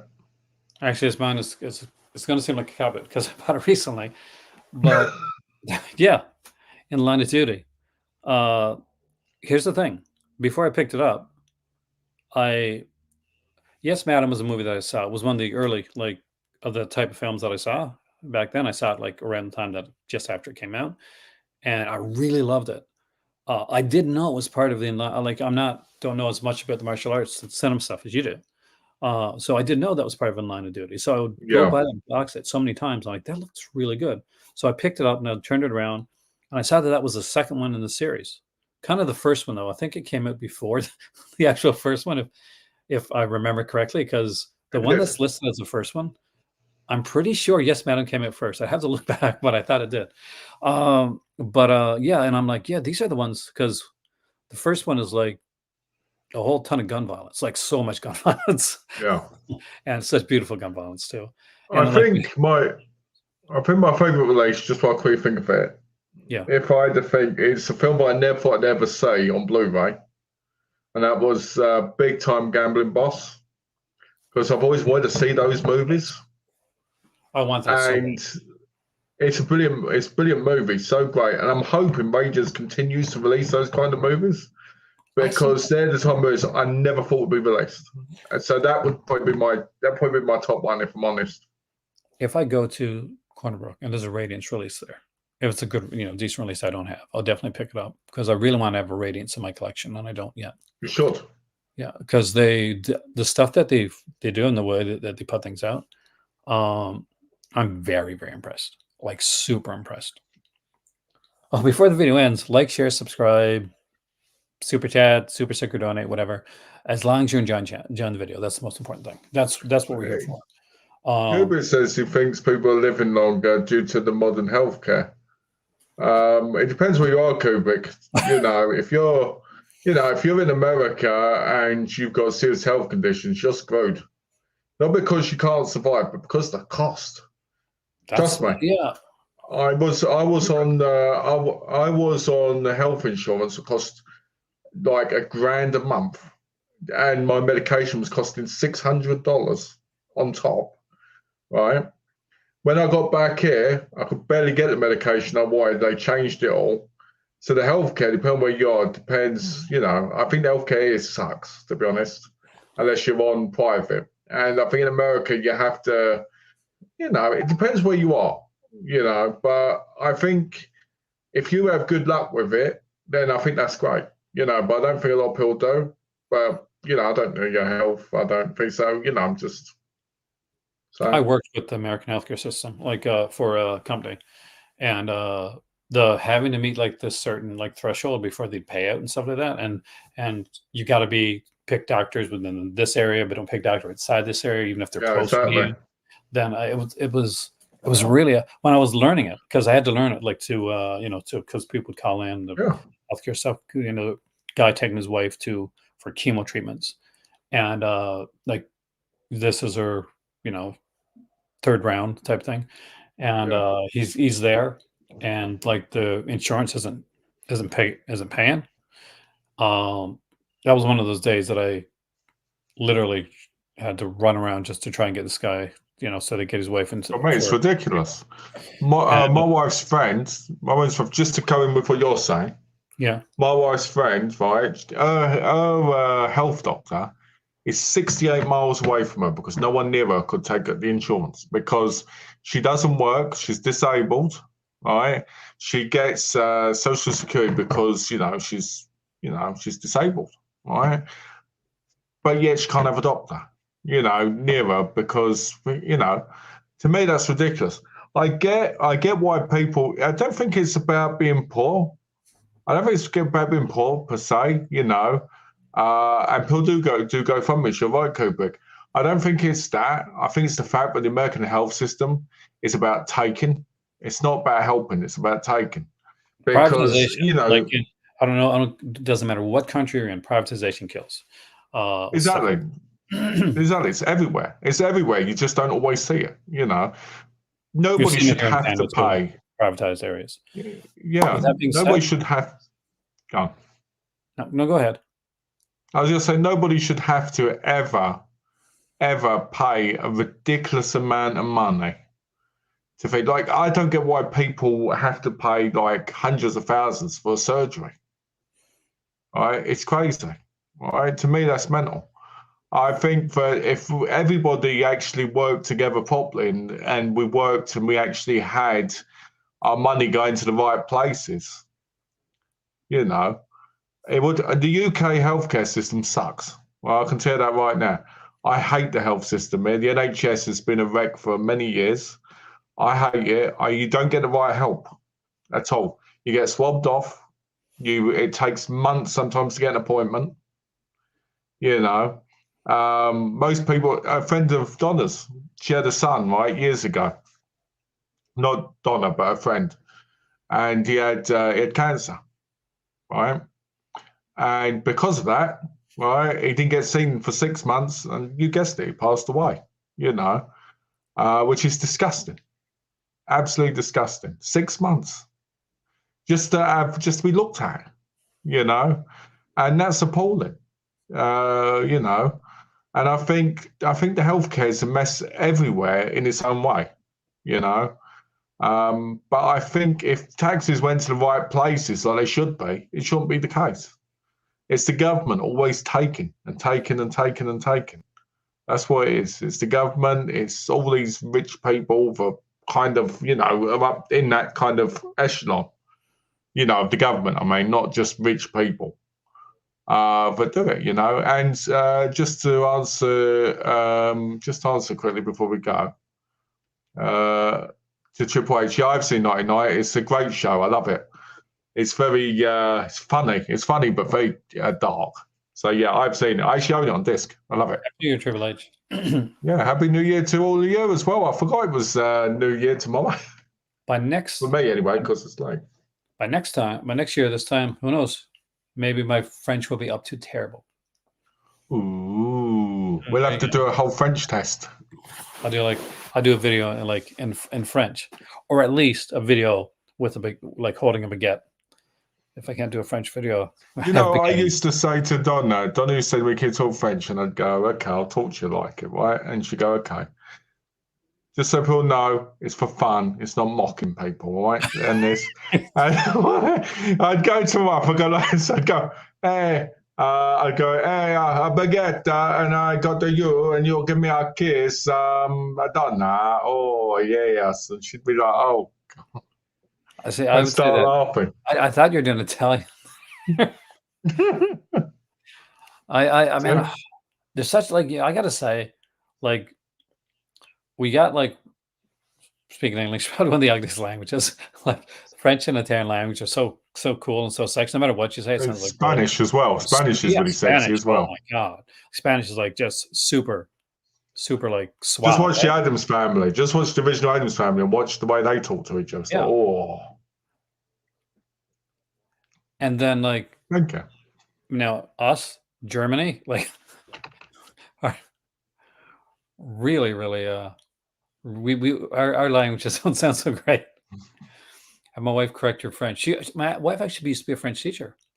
Just to let you know. But I met her when I met her. She was a French teacher. She taught French in a university.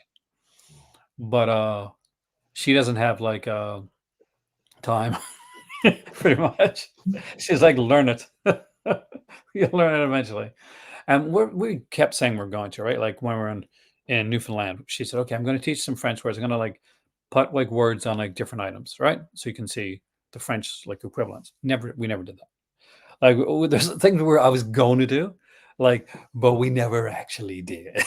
It's like, we're going to do this. There's there's always those things like you're like, we should take up and become super fit.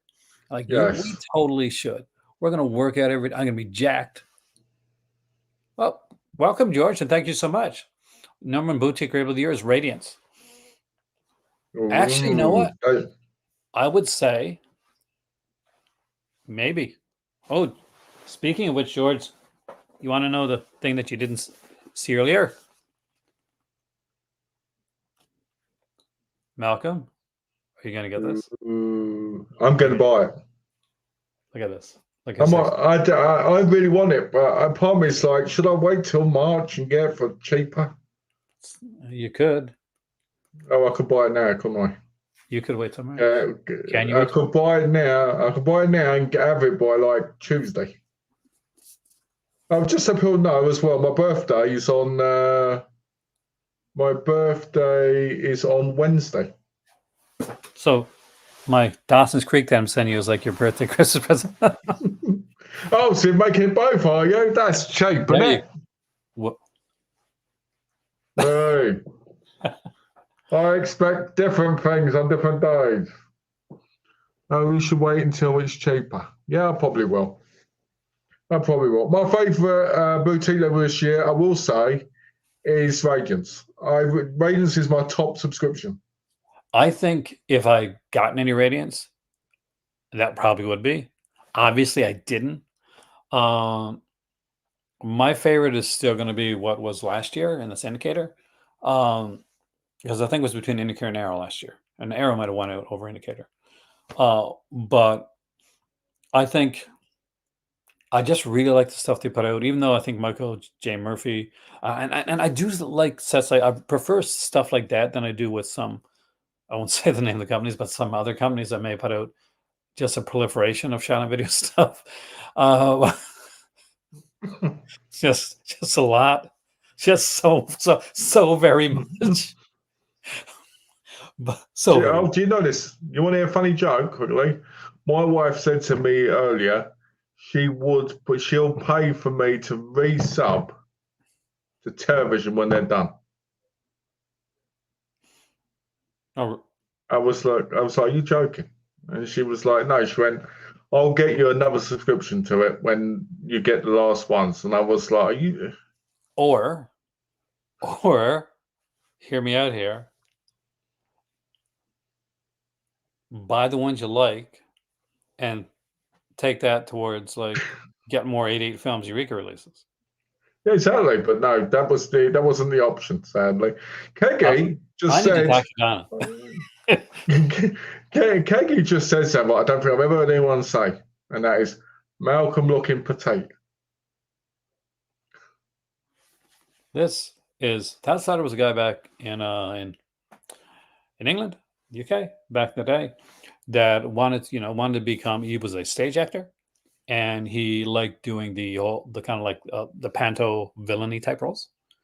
He's probably best known for being like the popular, the famous back in the day, the Sweeney Todd, which a lot of his career like hinged on.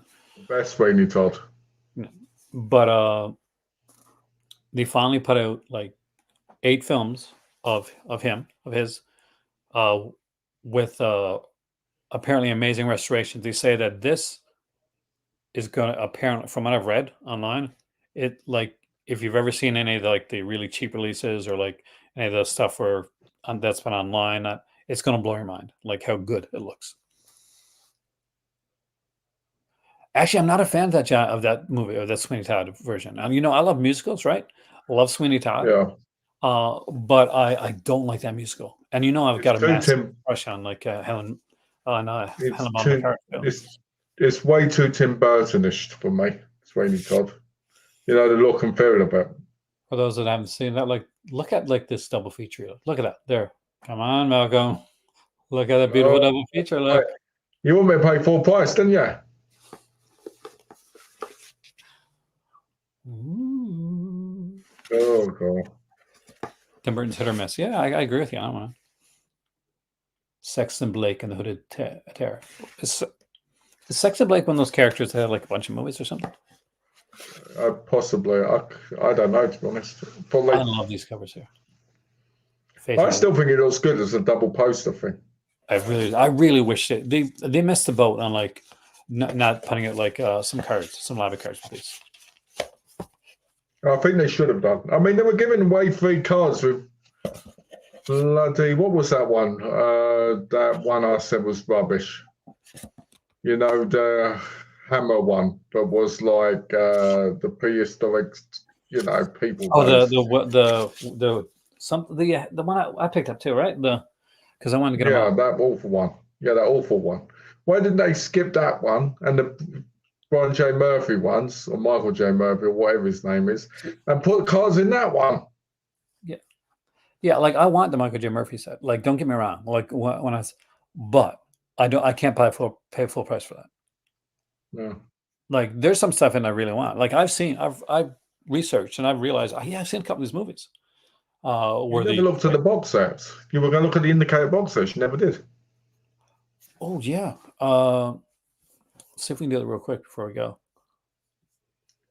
No, it's May2December. Did you know that there is a new wristwatch? It's Monty Python's The Minister of the Silly Walks wristwatch. I didn't know that. I'll have to look that up. That sounds interesting, actually. Do you guys have the release of Carlito's Way? I bought that recently and haven't looked at it yet. I've seen the film before. I have it. I don't know yet. I bought it and got rid of the standard version. I'd, before Arrow got it. And it's nice. Not much. I wouldn't say it's much of a different transfer, though. So let's see. So Sinbad trilogy. I've got the original one of that. Fantastic. Absolutely adore it.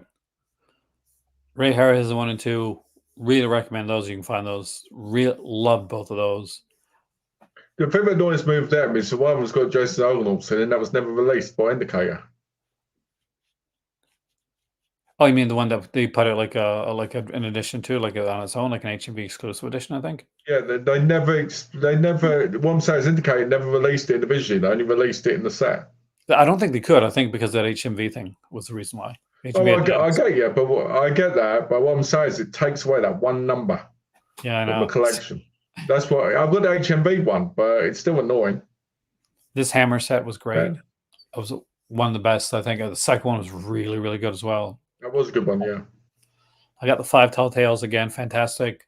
Samuel Fuller, that was an upgrade for me. I got this because I had the Sony edition on DVD. Yeah. Absolutely love this Hammer set. This. How about the tongs? Oh, Tear Down is so cool. William Castle set. If anybody missed out on this one, I'm sorry, because this is a really freaking good set. Tingler, 13 Ghosts, Homicidal, and Mr. Sardonicus, and a documentary William Castle. So I got William Castle Volume 2, not quite as good as Volume 1, but still it had a Straight Jacket, which has made it worth it. Bloody Tear was a really good release. This is, of course, the ones by Norman J. Warren. The Martin Dietrich was a lot of fun. Hammer, Faces of Fear. That was a great set. It was the first one they had a 2-disc set for These Are the Damned. And this is Presently in Paris. John Ford at Columbia was a great one. You got all these too, right? That's a good one. Yeah, I've got quite a few of them. Yeah, Fu Manchu was a fantastic set. We bought that. We pre-ordered that one. We liked it so much. Thanks to George, I got a lot of these. I got the 4 Columbia. I don't have volume 5. This is what volume that I think sold out before I got a chance to get it. Oh, that sucks. I still haven't picked up the Ventures, but everything so far I've got.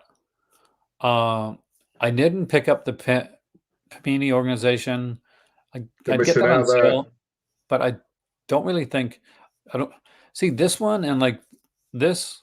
I don't consider them like box sets per se, like they are. They're smaller. I Yeah, consider the them 2 limited films. Yeah, I agree with you on that, actually. So the Bogey one's the one I missed out on. They're not his best titles, to be honest. I've been going through the set. They're not the best. So I need the Tokyo Michael J. Joe's the Murphy best one so far. and the Mexico Macabre one and Universal Volume 2. So not bad. Like I got like most of them. Do either have shared the same passion for collecting these films? Yes, but different types. This one here that I got today was from I got like I told Malcolm like I said, you know, I picked up Todd Slaughter. He said, "Oh, you picked it up for you." I said, "No, I wanted it, but I picked this up for my better half. I was going to buy So some he John picks up, Ron. he picked it up for his other half, but he opened it up, unsealed it. Oh yeah, I have to because I'm It taking off. across Morocco. Yeah, I can't have anything sealed. Really? Why Yeah. not? Border. Like if they see it sealed, then it looks like then you look at it and say, well, maybe you're going to sell it. But if it's unsealed, like Oh, I they see. don't look at it. I see. So I have to That I makes have to sense. literally take Weird, but everything it I makes got. sense. Like even my board games that I got. We got a couple. We got. I'll answer your question as well, Keggy, because that was to me as well. My wife has a passion for media. Her media is more anime and sci-fi and stuff like that. And if we go in the store, she will go, "Oh, have you seen this? Have you seen that?" So it's quite nice because the worst thing in the world is when you're into media and the person you're with isn't. Yeah, or at least doesn't They understand. just stare at you and they get angry and they threaten you. And Hin collects board games. She loves board games. She's a board game fanatic. Malcolm knows this. Malcolm knows how many board games I had to buy. yes, tons of them. A lot. And they're not small either. No. They're taking up the majority of like of the space, like on going back. Oh, Like hold on. we Kubrick says, "Is that a bad question, Aaron and Malcolm?" that's a Let good me have a question. look. That's a Aaron and good question. Malcolm, you should do a stream on bad releases, maybe. You know what? That's actually a good. That is a good idea because I can tell you, there's plenty. I it depends. I mean, like I won't do a stream on worst moves of the year because I agree with Joe Russo. I haven't seen every movie of the year. I can't say it was worse. Hmm, yeah. I know that's controversial. It's like there's big controversy on Twitter about it. But for like releases that I got, I could say disappointing releases, like disappointing for me, or disappointing movies. Like kind of give a best worst type thing. Um, that is a good idea. Like it's not a bad idea for stream at all, actually. Do me and him play the games? Yes, and her sister, uh, and her and her brother-in-law, they play with us a lot, and we have like friends in. We usually have game nights between 4 to 6 or 7 people. That's pretty cool, So actually. We get that many. so we get to play different stuff. We get to play. I can't say the name of the game. SH. If you know the game, it's a hidden world game. Malcolm knows what it is. This Deception, Murder in Hong Kong, civilization, stuff like that. So, do you still not uploaded a video since you were last on? Oh yeah. So Screamer So Screamer had the chance to watch everything. I don't. Yeah, and for free too. Well, not for free. Like, there's the thing, like, because recently I was on Twitter, and I'm not on there very much anymore. But Serial at Midnight had a tweet out, and he said, well, some people rag on me because I get movies like I get movies sent from companies for free, right? And I'm like, there's no such thing as a free anything. If you do this, and Malcolm knows this, because Malcolm got some stuff before that. Because the stuff we got to do behind scenes, like not just what you see on here, but like the watching the movies, the reviewing, the watching the features, and doing stuff like that. There's no just I think I'm going to put on this movie. I'm going to just I'm going to open up. Yeah. There are people like that, and that is those channels get a lot of views, but I'm not big on that channels like that. But guys like me and Malcolm and Serial Midnight and guys like that, and like Just a Disc, guys like that, like they watch their stuff and they're really into it. So like for them, there's no such thing as a free movie. But that's like Cisco and Ebert. Like they hated slasher films, like with a pretty big passion. But they had to watch every one. They had to go in with their notepads and watch every one of those movies. Can you imagine? All right, well, let's take that back then. They saw the movies for free, but it was because they had to talk about and promote it, and and that was basically their job. So basically, they were getting paid to do their job in a way by watching the movie. Because people think like it's so fun. When you got to watch like a bunch of religious movies, so that was fun. Yeah, and what a lot of people realize is you don't get the choice either. Oh yeah, like sometimes people like Heath from Serial Midnight, he gets sent all those movies, right? I bet you he doesn't even get to pick what movies they are, and he gets to watch them no matter what they are. Well, the thing is, like Heath is a guy that like sometimes like peek behind the curtain. For some companies, they will give you a list and you say, "Oh, pick from these," and you pick, and I pick the ones that I like, the ones that I want to watch. I mostly won't pick something if it's something that I'm not something like I'm interested in or some channel. Now that being said, there's companies like Sony and stuff like that, they send me stuff, and I don't have like much of a choice in like in what I receive. Well, for Heath, he gets every single Kino release.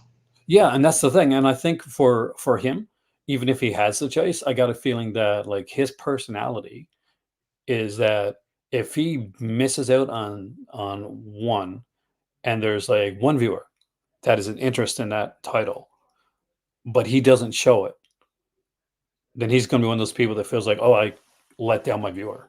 Well, on a different note, but the same thing really. It's when people do these out and bad videos, right? When they go in Walmart and all that, even though that's died now.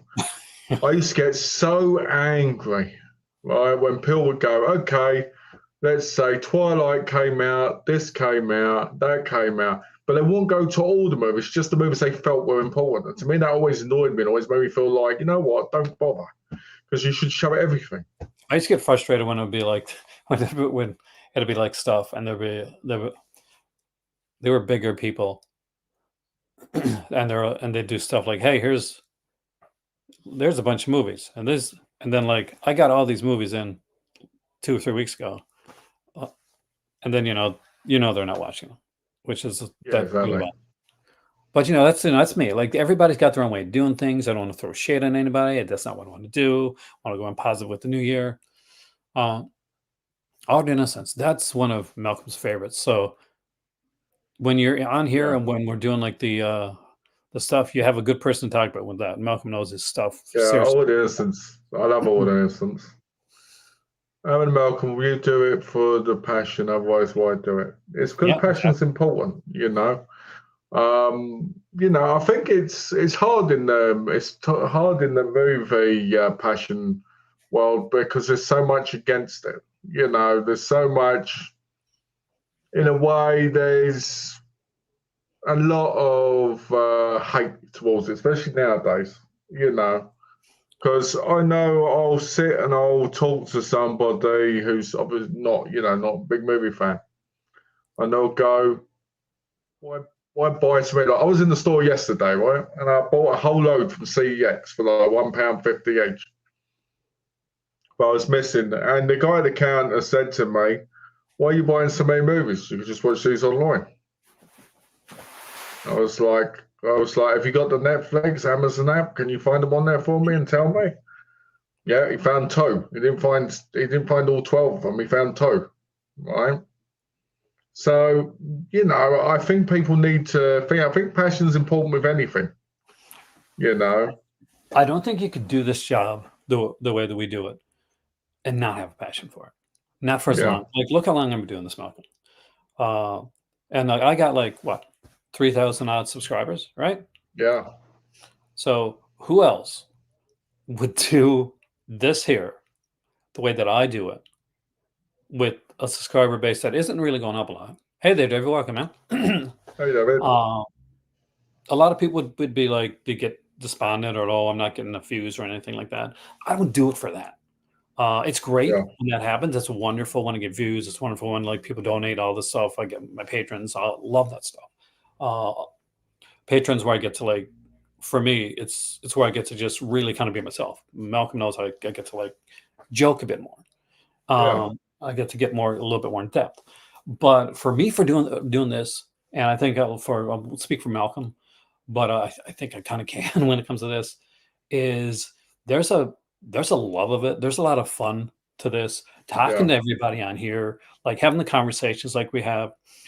When I started doing this, it was totally by accident. So I moved to Nova Scotia, and I had bad internet in the first place that I was in. So what I would do is I would get like I'd have a whole list of like comments, right? That people would comment on down below. So I would write them all down on my iPad. And then I would do videos where I would respond to comments. Then I moved into an area where I had this really good internet. My chip eating videos, that's the early ones, man. Those are, and my beer tasting videos. But so I moved there with some good internet. I went downstairs. I turned on my iPad. I had like the lanyard mic clipped to me. I said, okay, let's do a live stream. And I got this feeling that I hadn't gotten in a while. And for me, it was like, I remember when I used to go to video stores, the mom and pop shops, the Blockbusters, it didn't matter. I used to go to video stores all the time. I'd be walking around. I'd spend hours there. Drive some people nuts. You know, especially if they're waiting for me, right? My mom's waiting for me. She's driving. But I would like. I know that. I know that. I know that feeling. Yeah. Yeah. And I would just start, and I started like picking up a movie, or I'd start talking to somebody. I'd be suggesting movies. I'd get into big conversations about films. And once the video stores went, pretty much that's gone. Like that, like feeling like that community that you had, those people that you talked to on the counter, the people they talked to, that was gone. And for me, this was a way to kind of bring that back. Yeah. So the original name for this here thing before it was called a cinema was, you know, Live Movie Club, which literally is what it was going to be. Then I realized branding's a thing, so call it cinema, you know, became a thing. That's interesting. For me, it was because I originally had a channel before this channel, before I met Donna, and on it I used to wear balaclava and blow people kisses and stuff at the end of the video, seriously. And then I moved to America, and I thought, oh, you know what? I mean, Donna can do YouTube. And I went, oh, I'll probably do really well on it, you know. And in some aspects I have, and in some aspects I haven't, you know. But it doesn't really matter, really. The moment I realised it didn't really matter was the moment I didn't take it so seriously, you know. And when I say take it so seriously, I don't mean in the sense of just joke around. I meant the sense of, you know what, it should be for the fun of it. It shouldn't be about, oh, the desperate need of this or that, you know. But I think everybody goes through that when they're on YouTube. Yeah. I've been on YouTube. Yeah, I mean, I've been on YouTube for what, 10 years? Because I started in 2013, this account. So 10 years I've been on here properly. I was on here a couple of other times with different accounts in the past. And I was quite lucky when I first started, because I was contacted about doing a stream thing, and I did like 90 streams in less than a year, and it was really interesting because it showed me a lot of different things, and I did that, and I ended up doing another stream series, and that was interesting. But it wasn't the right mix, I don't think, because it ended up depressing me a bit, when they ended, kind of thing. So hopefully you're enjoying this. Oh, I enjoy this. I think you and me have really good chemistry, and I think we do really well together. And I think we're very even when it comes to the different aspects of our beings in the stream and stuff. But I think with them, what it wasn't so much of a give and take kind of like, it didn't feel very even. It felt very like, this person's doing all the work or that person is, and it didn't feel comfortable. And I realise that more now, especially since doing these. And what people need to know about me is I'm somebody who likes to bounce off somebody and respond to something and do individual videos. Because when I do videos myself, they're all right, but I don't have that feeling, I know. It's fun. I mean, I do stuff every once in a while just to, you'll see me do videos here on my own, and I'm like, oh, this is kind of weird. Malcolm's there. Yeah, exactly. It's strange, isn't it? This has been mentioned. Have you ever seen the video? I haven't seen your Nightbreed one. That's why I looked at it and was like, huh? I'm going to have to watch that later, aren't I? It's called Shame on You, Scream Factory. Oh, yeah, I've seen it. I haven't seen it, but I've seen the title. I've seen it pop up on the thing. Yeah, I need to check that out, definitely. I'll watch it. I'll talk about it. That's the video that when people like know me, it's because that one was recommended. That's the viral one, was it? They recommend that one. Of all the stuff that I do, YouTube's like, let's get him at his one. Yes. Wrestling, comics, board games. Yeah, I mean, I branched out with a lot of stuff. I got a whole love of that type of stuff. I've talked yesterday on Instagram. I do Instagram videos, by the way, as well sometimes. Like right now, like for those that don't know, Twitter now streams this too. So this is not just streaming on YouTube and Facebook. This is also streaming on Twitter now too. And I'm trying to set it up so it also can stream on Instagram. So we're actually streaming 4 places at once. That's pretty cool, actually. I think one of my best things is I did get up a couple books while I'm here, and I'll show them just before I go. Which you're saying, it's the most views of any videos. That's a lot of views. I think my most viewed video, if it's not that one, I did one called "Girls, Guns, and G-Strings." It was about like a DVD set, set. I don't think we have to guess why Phil watched that video, do we? The title. It was only like a 3-minute video, right? So that's the cool thing when you do stuff like that. So when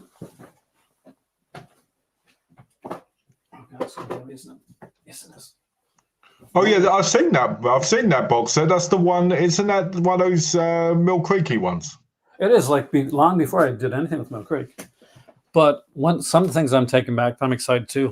This year in the other section, obviously you guys saw my. If you watched my Instagram, you got to see that I'm like Ben Reilly Spider-Man Volume 1, but the X-Men Volume 2. This is the one where basically before the X-Men became the Uncanny X-Men, when they were still trying to figure out what the X-Men were going to be. This is the one that Malcolm will drool over. See, I recommended that, didn't I? You did, actually. It's such a beautiful omnibus. DC's omnibuses are always huge. Like even if it's less pages than yeah. I think the paper's thicker. Paper's bigger. Yeah, the paper's bigger. I prefer it actually to the Marvel ones. Especially some of the Marvel ones smell almost kind of like gasoline. Have you noticed that recently? Yeah, they smell really weird. It's because they're in a different place now, aren't they? Yeah, the Lone Ranger anniversary set. The very first, that's when I restarted collecting Alan, was the Lone Ranger set. Well, that's beautiful, that, isn't it? Look at that back car. What's the artwork like inside? It's actually pretty gorgeous. I want to get what's the big kind of. I got to be careful because this has like a whole bunch of nudity stuff in it too. Yeah, that's what I thought. But that is detailed. Yeah, I'd need to pick that up at some point. Oh yeah, definitely pick it up, man. Just like it was a bargain when you got that. $40. Yeah. Can't believe I got the $40, man. And last but not least, of the ones that came this year is 1961. And I do want to get the rest of this. I always lose viewers when I do that. So there's quite a few, right? There's quite a few of those numbered ones. 1961, 1962, and 1963. There's 3 altogether so far. But I do expect like different nights. So 1961 was when Fantastic Four came out. 1962 was Spider-Man, I think. And 1963, Daredevil. I think Daredevil. Point Daredevil, yeah. Well, I got some comics. I got the 6-part series of Draculina. Oh, wow. I won't show them on the stream because, well, they're a little bit, risque. A bit like the Vampirella style, So, to get personal, this really hurts me. My own parents keep saying to me, don't waste your money on movies. It really hurts me. They don't really understand it's my passion. Sometimes that happens, George. Like, not everybody's going to get it. But as long as you do, that's the thing.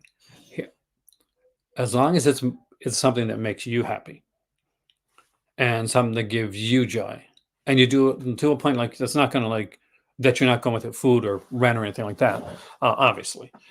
But if you're buying movies and you're like, okay, this is what I like, I got your collection, you're proud of it, and you like it, it's okay if somebody else doesn't get it, even if it's your parents or one of your best friends, or that's because it's for you, because it's that special place just for you. It doesn't. Not everybody has to get it, and it's fine. And let it roll off. You can say, well, this is it's for me. It's okay if you don't understand, Mom. It's okay if you don't understand, Dad. It makes me happy. And if you want me to be happy, this is just something that does that. It's what you're passionate about, and you accumulated a very impressive collection in an amazing amount of time. You almost Malcolmed it at one spot. Oh. By the way, yesterday I hit 10,000 movies. Oh, wow. So I did that in 14 months. So, ooh. There you go. But you almost did it, George. You almost did. To be fair, from what I've seen of George's collection, I will say that I think there's a lot of quality there over quantity. Oh yeah, and a lot of it. I think like I addicted him to an indicator. I would take the fault for that one. I got him into Fairwind the films. Yeah, with the box, I used to get a bunch of the box sets, right? And he was like, and he started buying them, and he outdid me with the indicator stuff. And I'm like, oh man, you got like, I'm so impressed. But yeah, George, here's the thing. I'm proud of you. Just enjoy what you're enjoying. That's what I think. That's my thought. Very inspirational. My saying is this, right? When it comes to movies, right? If I have to sell the wife to get movies, fine. If she has to not eat so I can buy movies, listen to fine. This. If I need to find a way to get movies and she's in the house, somehow she gonna make me some money, What's this? I got a huge credit card bill, so I have to stop buying for a while. Yeah, that's a bit silly, Coop, but you need to be careful with that. Yeah, like when it comes to stuff like this. Now, here's the thing. Like I buy a bit on like some stuff that can be a bit pricey sometimes. Malcolm buys a bunch of stuff, but I'll always know that we're buying within the means that we have. That's very important when you're with anything that you do, movies, games, comics, whatever. But make sure you stick within the means that's comfortable for you as a collector curator. It's my mom. Is my mom coming? Hello, Mum. Hi. Hi. Lovely voice. Hello. Hi, Malcolm. Hi. Heard lots of good stuff about you. Oh, really? Oh, that's nice. She washed my pajamas, guys. My mom washed my pajamas. That's sweet. That's sweet. Nice meeting you. Nice meeting you too. And that is where this video is probably going to end, because I'm going to go downstairs and play a game of Scrabble with my mom right now, actually. Oh, nice. So, guys, have a wonderful day. If I don't talk to you before the new year, remember this. If it gives you joy and you're happy with that, it's good. Just do things that make you happy and that make you passionate. If you want to do a channel, like Kubrick does guitar, he does like a channel where he does guitar streams and talks about different stuff. Do your passion. As I go into the new year, I go into it with like gaining some new friends, and very special one right here now on the stream with me. That literally in a way definitely changed the trajectory of what I'm doing and made it a lot more fun. That's really nice. Thank you. So happy New Year to all you guys, and we will see you in the new year talking. We will. Finger Syndrome subscriber sale, where Malcolm is both excited about it and mad that other people that are subscribers are getting deals. So we'll see you. Yeah. Right here. You can hear me complain a bit then. Yeah. No, me going like, yes. Yeah, you'll be like, yeah, and I'll be like, oh. Happy New Year. Happy New Year, guys.